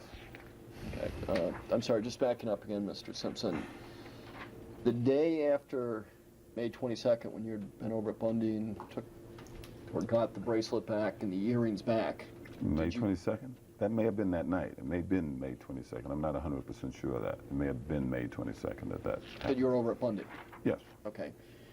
Do you recall going out to dinner with Nicole at all shortly after that? No. Did you have any meetings with Nicole after that regarding the children? No. Do you recall the next time you saw Nicole after that night, May 22nd? I know I saw her possibly a few times.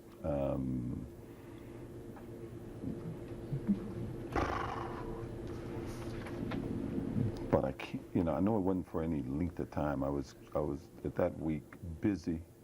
No. Answer. No. I've got to take a break for a few minutes. Close. We're going to finish today, right? I beg your pardon? We're going to, no, let's stay on. We're going to finish today, aren't we? I don't know, Mr. Baker. Well, we are going to finish today. He is not coming back for any more liability testimony. I want everybody in this room to fully understand it. It is not going to happen.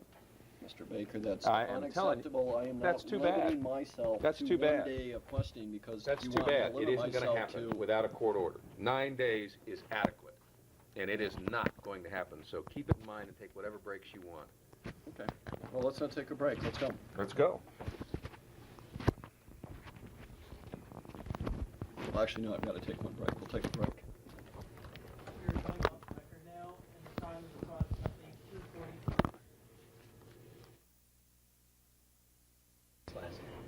2:40. We are back on the record now, and the time is approximately 2:57.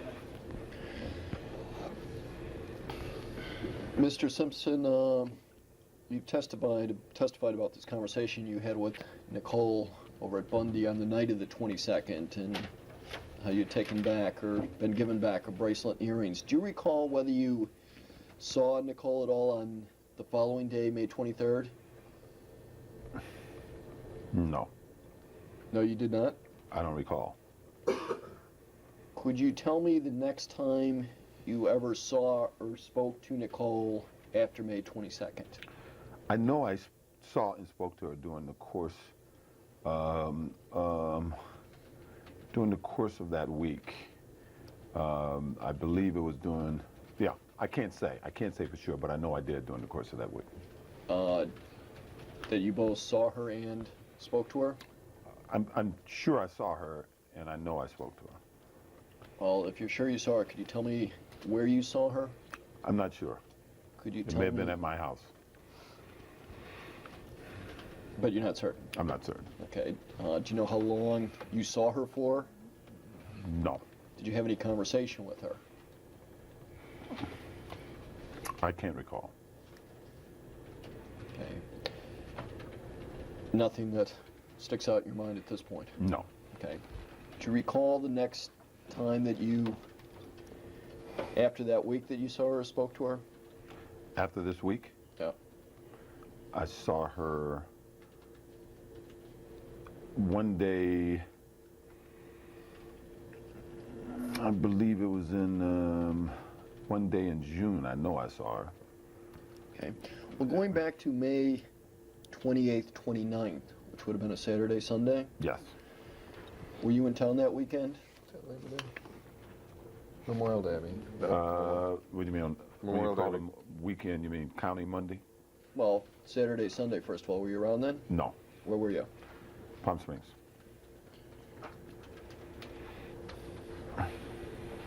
And who were you there with? For a part of a day, Paula Barbieri. Okay. Was that Saturday? Yes. Okay. And who were you there Sunday with, if anybody? Just friends. Do you remember who you were there with? It was numerous people. Jackie Cooper, I believe Alan Austin. Those are the guys I play golf with. Did you play Saturday and Sunday? Yes, Did you play Monday too? I believe so. Okay. And were the kids with you at all that weekend? No. Okay. Did you get back to LA Monday night? Sometime Monday, yes. Okay. Now, after getting back from Palm Springs that Monday, could you tell me if there was another time that you saw Nicole between that time and June 12th, 1994? Yes, I saw her one night when I came to pick up the kids. I saw her running one day. Okay, what night was that? I don't You know. can remember when you came to pick up the kids? It would have been, probably would have been a Friday because that's when I would get the kids. Okay, would that be the following Friday after that Memorial Day? Yes. And as you look at the schedule there now, or journal of Kathy Randa's, could you tell me what the date would have been on that Friday? I believe it would have been Friday the 3rd. Okay. And I think you indicated also that Paula was only there for part of Saturday in Palm Springs. Yes. Was there anything in particular that caused her to leave there? Yes. What was that? Me getting up playing golf. Okay. And she got mad about that? Evidently. And she left you? Well, she left Palm Springs. She left Palm Springs? Yes. Okay. Was there any mention of Nicole between you and Paula that Saturday before she left? No. Okay. Nicole had nothing to do with Paula leaving that weekend? Nothing. Okay. Now, looking at the following Friday past Memorial Day, what date was that again? I believe the 3rd of June. Okay. And between that Monday, having gotten back from Palm Springs, and that Friday, June 3rd, did you speak to Nicole at all that week? No. She didn't call you on the phone? No. You didn't call her on the phone? No. No conversation with her? None. Okay. But you showed up Friday night at Bundy to pick up the kids? Yes. Okay. Do you recall what time you showed up? About 8:20. Okay. Did she know you were coming for the kids? Yes. And how was that? Kathy told her. Okay. And you knew that Kathy had spoke to her that week? Yes. Okay. Did Kathy call Nicole? Yes. Was it your instruction? Yes. Okay. And when you arrived that Friday evening, you indicated that there might have been some family there at the house? There was a family walking in the house. Okay. In front of you or behind you? Just, my car wasn't facing her house or driving from her house. They were walking to the house. As you were leaving? No, as I arrived. Okay. And did you arrive in the front of the house? Yes. Was that in the Bentley? May have been. I'm not 100% sure. Okay. Would you park out on Bundy in front of the house? Yes. Is parking allowed there on Bundy? Yes. Not anymore.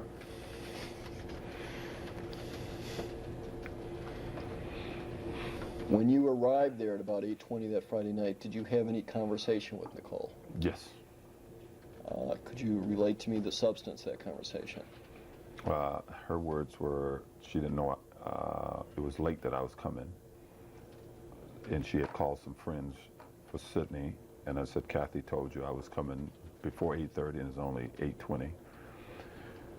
And she said, you should have come earlier. And I told her, don't get bitchy. And she went back into the house. She said, I'll bring him tomorrow, I believe, and went back in the house. And that was, as far as you can recall, the extent of your conversation with her. Yes. Was she angry at that time? She didn't seem to be. Why did you tell her not to get bitchy? Because that's what she was, this whole fact of me not coming at 8:30. She knew I was coming, yet she still arranged for someone else to be at the house for Sydney as an excuse for the kids. So you're referring to the arrangement she had made as being bitchy, Yeah. not her attitude? Yes. Okay. Were you angry with her for not letting the kids come? Probably, yes. It was just, yes, probably. Okay. Did you see anybody that night after you left there, by the way? No. And Nicole did drop Sydney and Justin off the next morning. Yes. Did she drop them off herself? I don't know. I wasn't there. Playing golf? Yes. Okay, was Gigi there? I don't remember. Okay. Nicole had told you that night that she dropped them off first thing in the morning, didn't she? She didn't say first thing in the morning. She said, I'll drop them off tomorrow morning. Okay, and she did drop them off in the morning. Yes. Okay. And you had no reason to be angry about that because you were playing golf, correct?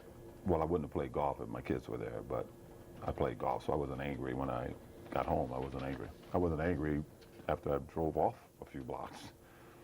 Yeah. Okay. And were Sydney and Justin there alone with Gigi when you got back from golf? I don't think Gigi was there. When I got there, they were with Paula. Paula had taken Justin to they were there with Paula, and I think Cato was there, and Cato's kid was there, and Arnell may have been around. Okay. Did Gigi work Saturdays? No. Okay. And Sydney and Justin stayed with you. Well, let me ask you, on the 4th, do you recall going over to Bundy at all? No, I may have. I think I did at one point, but I'm not 100% sure. Do you know what you might have gone over there for? Something to do with Justin and Justin's Nintendos and things. Okay, was that the time you walked in and up to Justin's room with him? Yes. And Nicole was in her bedroom? Yes. Okay. And did you come in the front door or back door? I believe it was a back door. Okay, and did you go up through the kitchen to the front staircase? That's the only way to go up. Okay. And how long were you up there with Justin before you came back down? 2-3 minutes. Okay. And what did you do while Justin was in talking to Nicole at that time? Looked at the back of his machine, looked to see what he had, and looked to see how it was hooked up. Okay. And did he leave with you then? Yes. Okay. Now, after the 4th, well, that was a Saturday. Yes. Okay. On the 5th, did you have any conversations during the day with Nicole? There was a message for me, I believe. Do you recall from Nicole? I believe so. He didn't ask you about messages. Jay. I don't. No, I didn't have a conversation with her. No. Okay. Could you tell me what the substance of the message was from Nicole? It was something about the dogs. It could have been Monday. I'm not 100% sure. Could have been Monday, but it was something about the dogs one of those 2 days. Can you be any more specific what it was about the dogs? Or They were fighting. One of them had to be taken back to my house. is that Cato and Chachi? Yes. Okay. And you took Sydney and Justin back the night of the 5th, Sunday night, is that correct? I'm not sure. Do you know when or what day you took Sydney and Justin back? No, it could have been Monday morning. I may have taken them to school Monday. I'm not sure. Well, after the 4th, do you know when the next time you were back over at Bundy was? I know I was there Sunday. It could have been Monday, but I'm pretty sure it was Sunday. It was the 5th? I'm pretty sure it was. Well, was that the day you went over there and Faye was there? Yes. Okay. And was that the day Cato got out? You had to catch him? Yes. That was either Sunday or Monday. Okay. And you eventually caught Cato? Yes. Okay. Well, she did, and then kind of ran them to me. Okay. Did you speak to Nicole at all that day? I don't think so. I may have made a crack about Faye, but we didn't have a conversation, no. Made a crack about Faye to Nicole? I may have, but Or a crack to... to Nicole about Faye. I just saw Nicole. She came to the front of the house at one point, but I don't recall if we had an interchange or not. Okay. And after the 5th, do you recall seeing or speaking to Nicole again before the recital on June 12th? I was just saying if the dog incident was the 5th, no. Okay, so the last time you remember either seeing or speaking to Nicole prior to June 12, 1994 at the recital was this Sunday, June 5th? No, I talked to her during the week at one point when I was in Connecticut. I think we had a short conversation, but it was just to get the Justin or something. To get the, I'm sorry. We may have had a short conversation then.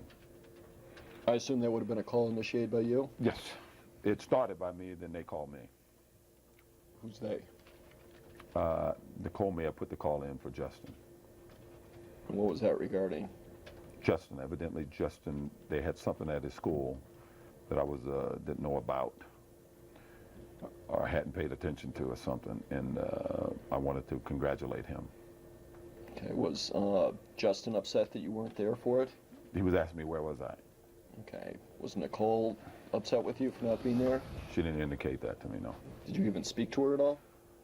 I think the first time I called, I spoke to her, yes, and then they called me back, and I think they just put Justin on the phone. Okay, do you recall the substance of the conversation when you spoke to her? Yes, What was that? I went to speak to Justin. And what did she say? I think she was involved in something. Just handed the phone to Justin? No. What'd she say? Where was I? They needed to call me back. Any particular tone to her voice? No, Okay. And how long after that did she call you back? I don't recall. Within an hour? Probably. Okay. And when you say they called you back, Justin called me back.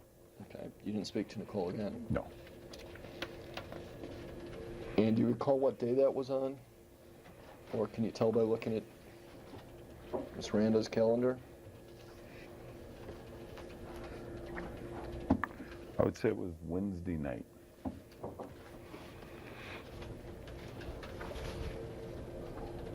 Okay. 8th. Prior to that, during that week, which would have been 6, 7, 8, 9, 10, did you have any argument with Nicole about Faye? No. Did you have any argument on the 5th with Nicole about Faye? No. To the best of your recollection, you might have just made a crack about Faye to Nicole on the 5th. Yes. After you spoke to Nicole and on the 8th, could you tell me when you next spoke to her? On the 12th. And what time was that? I got to go back to something. Okay. I think Nicole asked me on the 8th, would I be back in town for the weekend?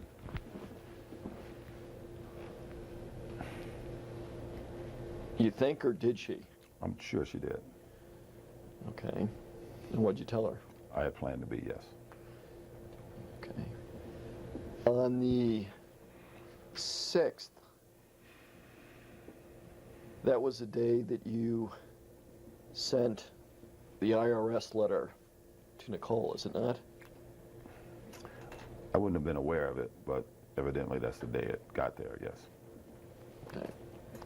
When you say you weren't aware of it, what do you mean by that? I had told Kathy to write something along those lines, and I had met with Skip about it previous to this. Well, do you know how long previous to that you had met to Skip about it? I know it was right after she called and yelled at me. And what date was that? I don't know. What did she yell at you about? About Faye. Do you have any idea what that date was? No. By looking at Kathy's calendar there, does it jog your memory at all? Was it a weekend? No, I was doing a week. Okay, was it after Palm Springs? It was before Palm Springs. The week before? I don't know. Okay. Was it a night or day when she called you? Night. Okay.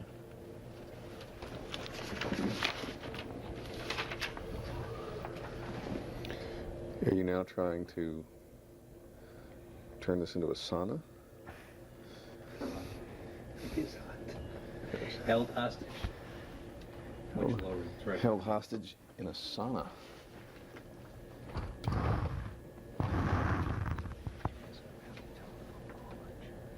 I would say today is the latest killing.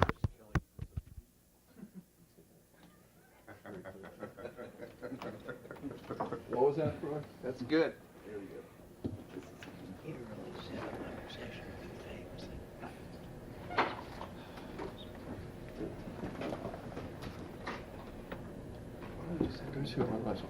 Do you just want to read it from page 855? You can just read it.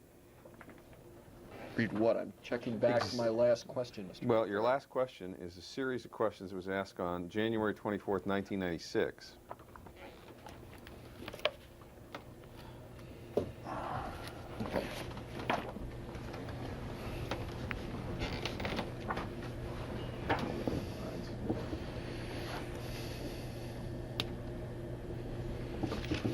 After June 8th, I think you just indicated before that the next time you spoke to Nicole was June 12th? Yes. Okay, had you spoken to Sydney or Justin between June 8th and June 12th? I don't believe so. I may have spoken to them on the 11th, but I'm not sure. Okay. And when did you speak to her on the 12th? I was in my car coming back from golf. Okay, and you made that call? Yes. Okay. And what was the substance of that conversation? Don't answer that. How long was that conversation? Don't answer that. Was it a short conversation? Don't answer that. Was it a pleasant conversation? Don't answer that. When you got to the recital on June 12th, did you already have a ticket in hand for that? No. Okay, how did you get your ticket to get into the recital? As I said before, with Mr. Petrocelli. Chili. Whew, the meltdown look from Daniel. My son grabbed me, brought me over to Nicole, and I asked Nicole for the ticket. Okay. Did you speak to Nicole at all during the recital? Other than asking for the ticket, no. Okay. Do you recall there being a break during the recital? Possibly. Okay. You didn't speak to Nicole at that time, did you? No. And you had indicated earlier to Mr. Petrocelli that when you were... Petrocelli. Don't take the easy ones. He won't be whispering in your ear anymore. Surprise, Mr. Kelly. Trying to bring a little levity to the table here. When you sat down at the recital, you indicated that the kids were between you and Nicole? Well, they were moving around a lot. Okay. Actually, Justin was in my lap most of the time instead of his seat. Okay. And then they were, the boys, they were running around. Could you tell me how many seats were between you and Nicole? 2. Here, you can read it from And page 861. January 24th, 1996. Did you ever move your seat from where you were with Nicole? These are not movable seats. It's like going to a theater. You can't move them. Did you ever go sit somewhere else after a while? No. You stayed in that same seat the entire recital? I went and got I stood for a while at the entry when I came back from getting flowers. Did you ever sit down somewhere else? No.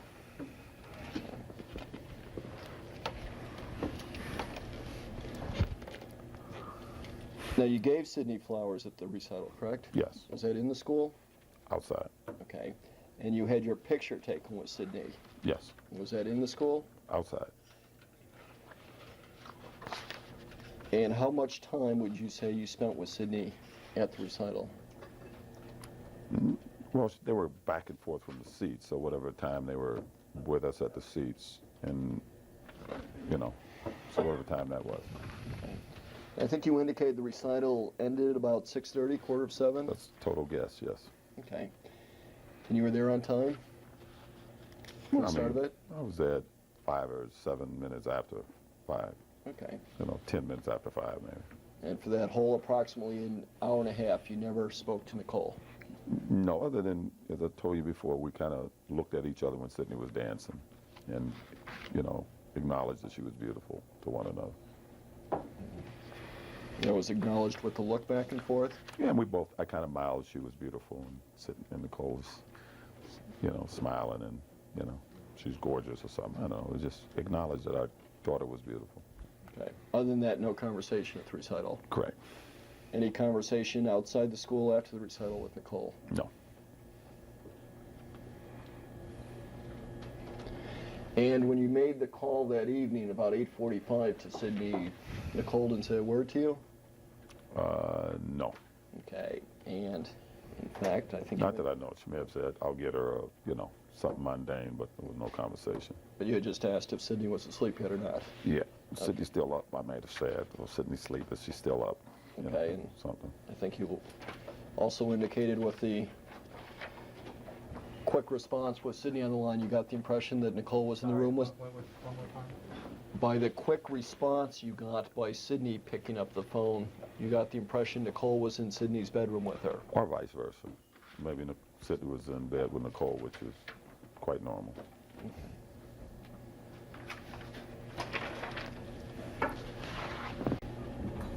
Going to June 13th, did you speak to Sydney or Justin at all that day? I don't recall. Did you see Sydney or Justin all that day? No. Other than any attorneys, on the 13th, did you have any discussions with anybody about where you were, what you were doing on the night of June 12th? Not that I recall. Did you have any discussion with anybody on the 13th other than attorneys regarding your possible involvement in Ron or Nicole's deaths? Not that I recall. Okay. Other than the police, Right. whatever their questions were. Okay. But you didn't discuss the night of June 12th with anybody again? No. On the 13th, did you ever leave your house again that day or that night? No.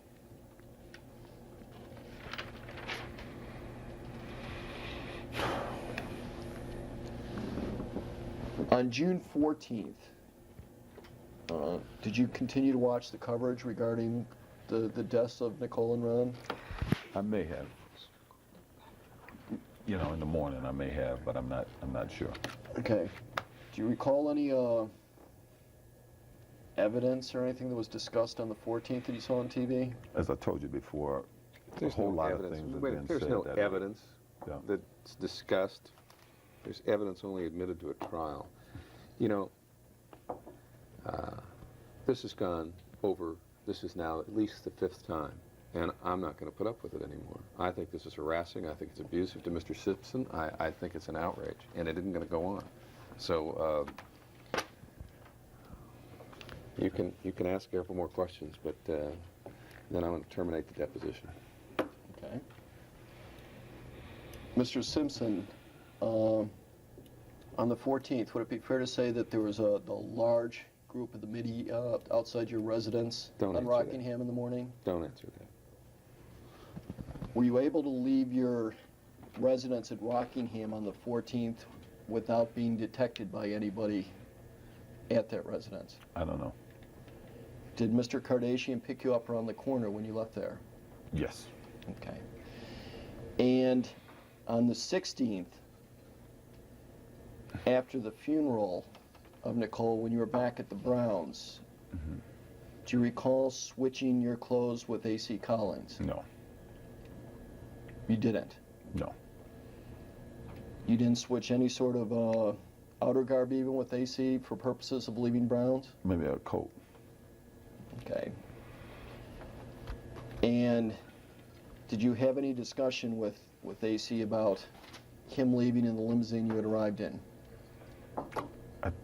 I'm not sure who did that, but somebody arranged for. No, not with AC. I didn't know. Okay. And do you recall taking a limousine back from the funeral to Browns? I don't recall anything that day. No. Okay. Do you recall any conversation with Robert Kardashian in the limousine on the way back from the funeral about making arrangements to get out of Browns without being detected? Don't answer that. Any conversation you had with Robert Kardashian at all? Wow. Do you recall Tanya Brown being in the car with you that day going back from the funeral? No. Do you recall Denise Hallecky being in the car with you that day going back from the funeral? No. Do you recall Tanya's boyfriend Chris being in the car with you that day going back from the funeral? No.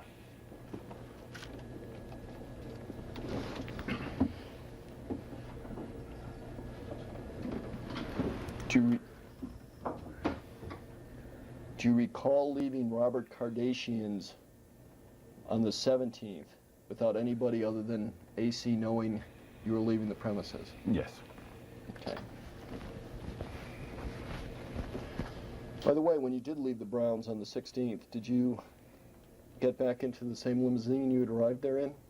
I don't recall. Do you know how you got back to Kardashian's? Drove. With whom?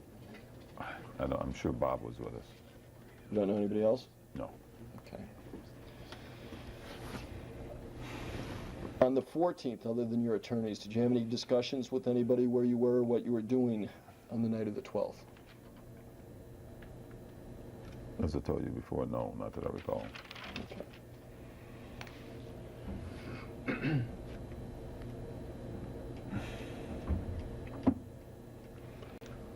On the 15th, which would have been the day of Nicole's wake, did you have any discussions with anybody as to where you were, what you were doing the night of the 12th?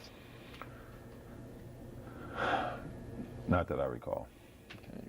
Do you recall attending the wake that night? Yes.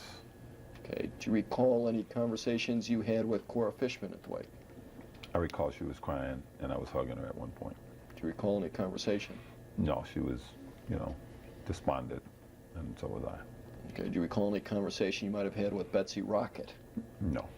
Okay. Do you recall any conversation you might have had with Deanne LeBron? No. Do you recall any conversation you had with Judy Brown that night at the wake? Yes.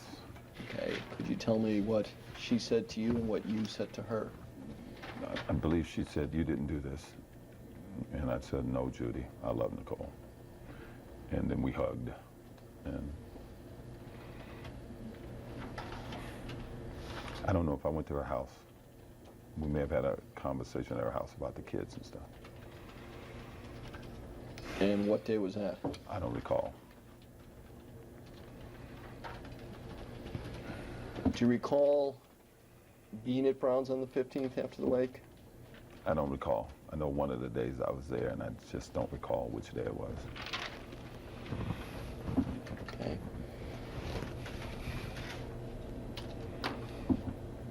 The 16th, you recall going to the cemetery after the funeral mass for Nicole? I recall getting there, yes. Do you recall going to Brown's house after that funeral service? Not really. And as of the night of the 16th, after the funeral, I believe you indicated, or even the morning of the 17th indicated up to that point, you'd never thought you'd be arrested for these murders. Is that correct? I don't think that was on my mind, no. Okay. At any time between the 13th and 17th? I don't believe so, no. Okay. Do you recall having any conversation with Lou and Judita Brown on the evening of the 16th after the funeral? I recall having a conversation with them. I just don't know what day it was. Okay. Do you recall where this conversation took place? I believe it was in their bedroom. And do you recall who was there besides yourself and Lou and Judy, if anybody? I know at one point Arnell. Okay. And could you tell me the substance of this conversation? I told him I was thinking about moving down to Laguna so that the kids and us all could be close. Okay. In fact, you had called Lou and Judy back into the bedroom to talk to you, had you not? I don't recall that, no. Okay. And did you say anything to them other than you might be moving down to Laguna? Other than that was the substance of what I talked to them about, yes. Okay. Did you talk at all about how Sydney and Justin were going to be raised? I talked to them about moving to Laguna because I wanted them to be a part of Sydney and Justin's life. So, Nicole's family to be a part of their life. So, I told them I thought I was going to move down to Laguna. Okay. And did the subject of Arnell play a role in this this move of this bringing up of Sidney and Justin come into the conversation at all? It may have, but Arnell, it may have. Okay.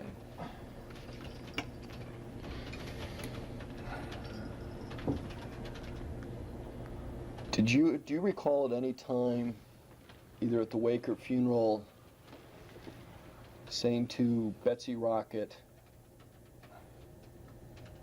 just spontaneously saying to Betsy Rocket, I loved her too much? To Betsy? Yes. Not in particularly, no. Do you recall saying spontaneously to Dion LeBron, I loved her too much? No. Do you recall saying to Judy Brown in response to a question to you about whether you did this, I loved her too much? Not too much, no, that I loved her. Okay. That I didn't do it. I loved her.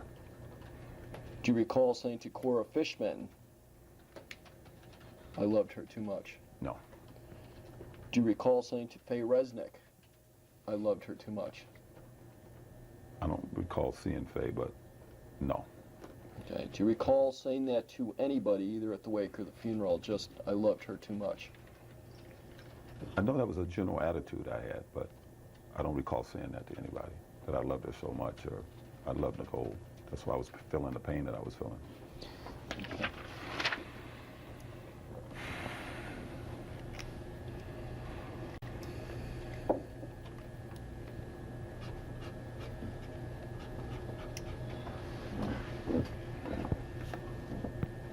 The October 25th, 1993 incident at Gretna Green, did you actually kick that door?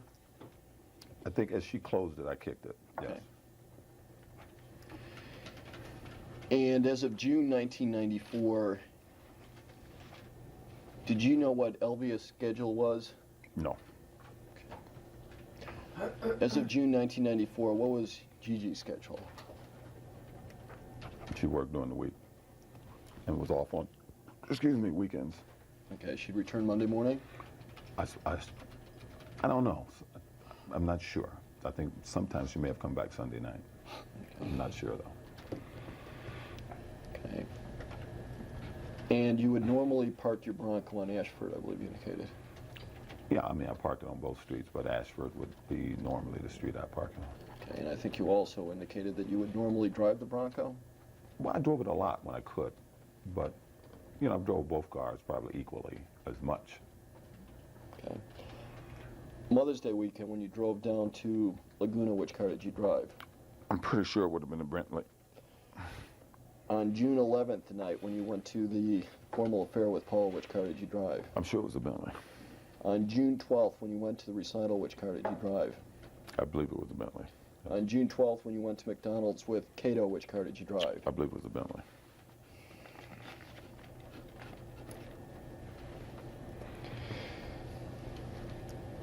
Does the Ashford gate close automatically once it's been opened?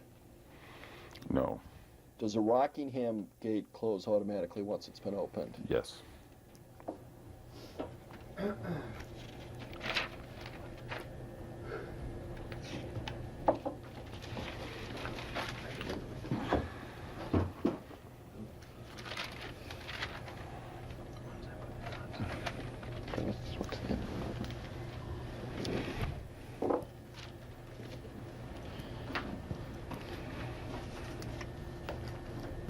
Mr. Simpson, I think you indicated that, I know you indicated you played golf on Saturday, June 11th. Yes. Don't answer that. I mean, my God.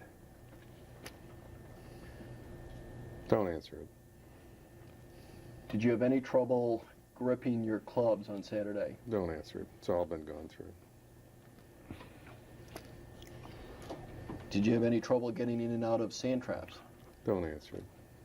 Getting up to elevated greens? Don't answer that either. Elevated tees? Don't answer that either. John. Okay, we stop now.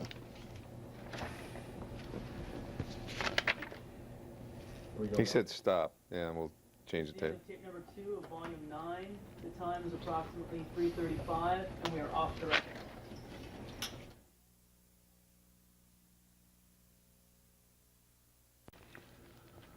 We are on the record The time is approximately 3:50. This is the beginning of case number 3 of volume 9. Where are all these videotapes, by the way? In the safe. Rivera. Oh. They're in the safe. Being edited by Rivera Live. We've got to make Not been duplicated. we've got to make plans to you and I to move them down when the media isn't here. Yeah, we're running out of room in the safe.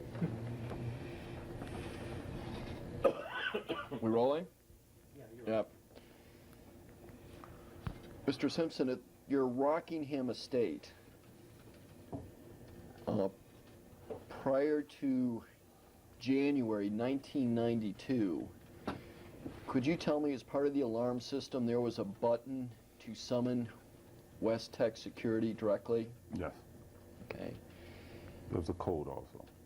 Okay. So it was just it wasn't a verbal command to have a West Tech security person come? You didn't need to, no. It was like a panic button you could hit? Yes, and a code, a different code number you can hit. That's sort of like a silent alarm. Okay. Other than the incident of 1984-85 where the windshield was cracked with a bat, do you recall any other time a Westech security person showing up at your place at Rockingham? Well, my alarm went off a lot, and so they'd show up for whatever reason, or call. And if no one was home, I guess they'd show up. Do you know of any time they showed up as a result of Nicole hitting that button? No. Okay. In the week of January 13th, 1994, January 13th being that Monday, can you think of any incident or event that caused you any scratches, abrasions, or injuries on your left hand? I have. I'm sorry, June. I misspoke. The week of June 13th, 1994. This has all been gone over as well.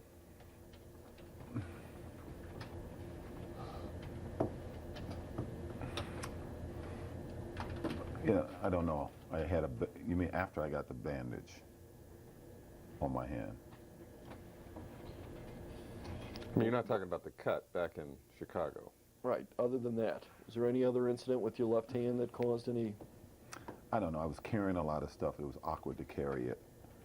And then my son was doing his wrestling. I wrestled with him, and we kind of roughhoused a little bit at Kardashians. Oh, do you recall again any injuries to your left hand? Pardon me? Do you I knew I was bleeding at one point and with blood on my bandage, I had to redo it, redress it, I guess.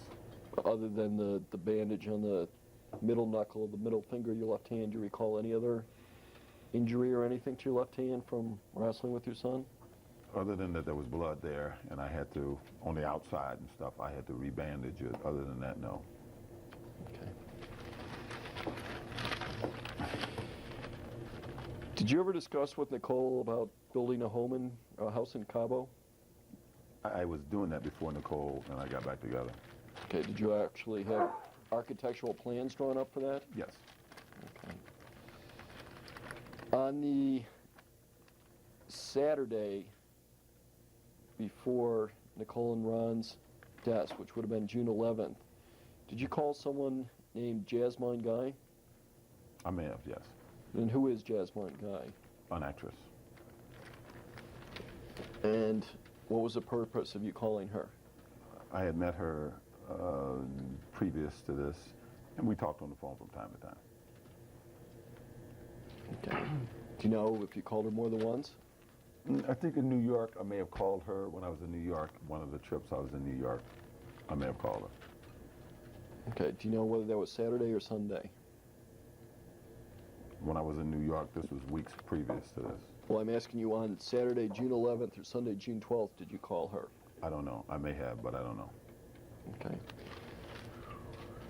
Was there ever a time in June 1994 where Nicole left things outside her front or back door at Bundy so you didn't have to go inside the house to pick something up? No. Was there ever a time in May 1994 that she did that? No. April? Not that I recall, no. Did that ever happen at any time on Monday? Not that I recall, no. Did it ever happen at Gretna Green? Not that I recall, no. Okay.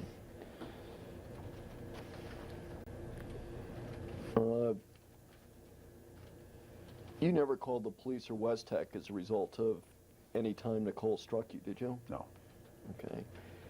And the 89 agreement that you and Nicole signed in reference to your anti-nuptial, that wasn't reciprocal, was it? No. Okay. Did Nicole ever bruise, cut, or injure you in any way?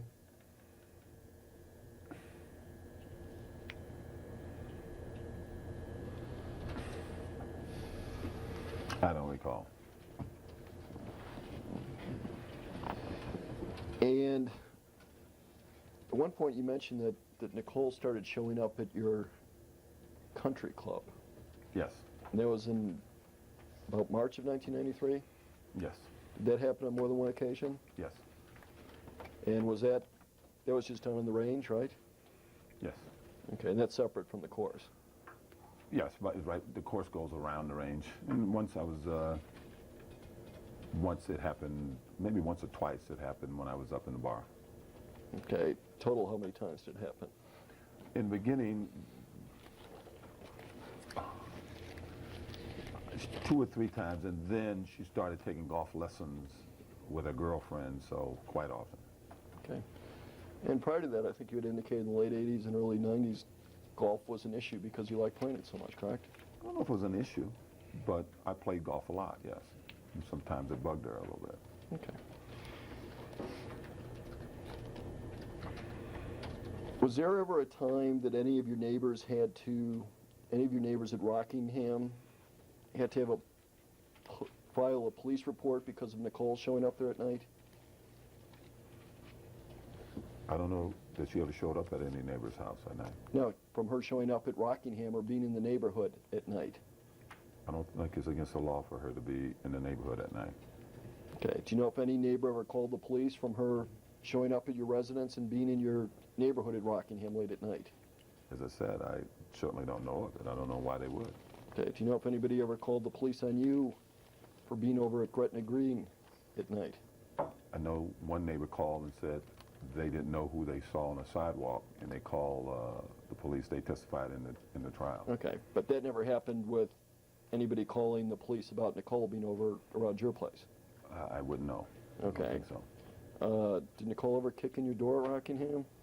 Oh, she's kicked a door too in her day, yes. Okay, did it ever cause you to call 911? No. Okay. Did you ever have to go to the hospital because of any encounter with Nicole? No. As far as you know, did she ever look in your window at Rockingham late at night? It would be tough outside the wall to look in my window. But I know she was at my gate a few times and went home. Okay. Nothing. Same stipulation that we've had with the other witnesses. Yes. Now, one other question. Do we want to take a day before we start or are you leaving town? No. Before we start Well, the problem is we have an 11 o'clock hearing on Thursday. We have a 3 o'clock tomorrow afternoon, so it's easier. Tomorrow would be better to do it in the morning. I think we can finish it before noon. Let's go off. Are we off? Let's go off, Rod. We're going off the record now, and the time is approximately 3:59. To the advantage of Finally, in the Callaway's. The Callaway's Back on the flexible. record now, Sorry? the time is approximately 4 o'clock. This concludes the deposition of Ornithol James Simpson, Volume 9. The number of videotapes used was 3. We are going off the record, and the time is approximately 4 o'clock. Yeah, and let's make sure we understand that the liability section of this deposition is closed pursuant to 9 days, unless you want to make any motions that you're going to make. Correct. All right.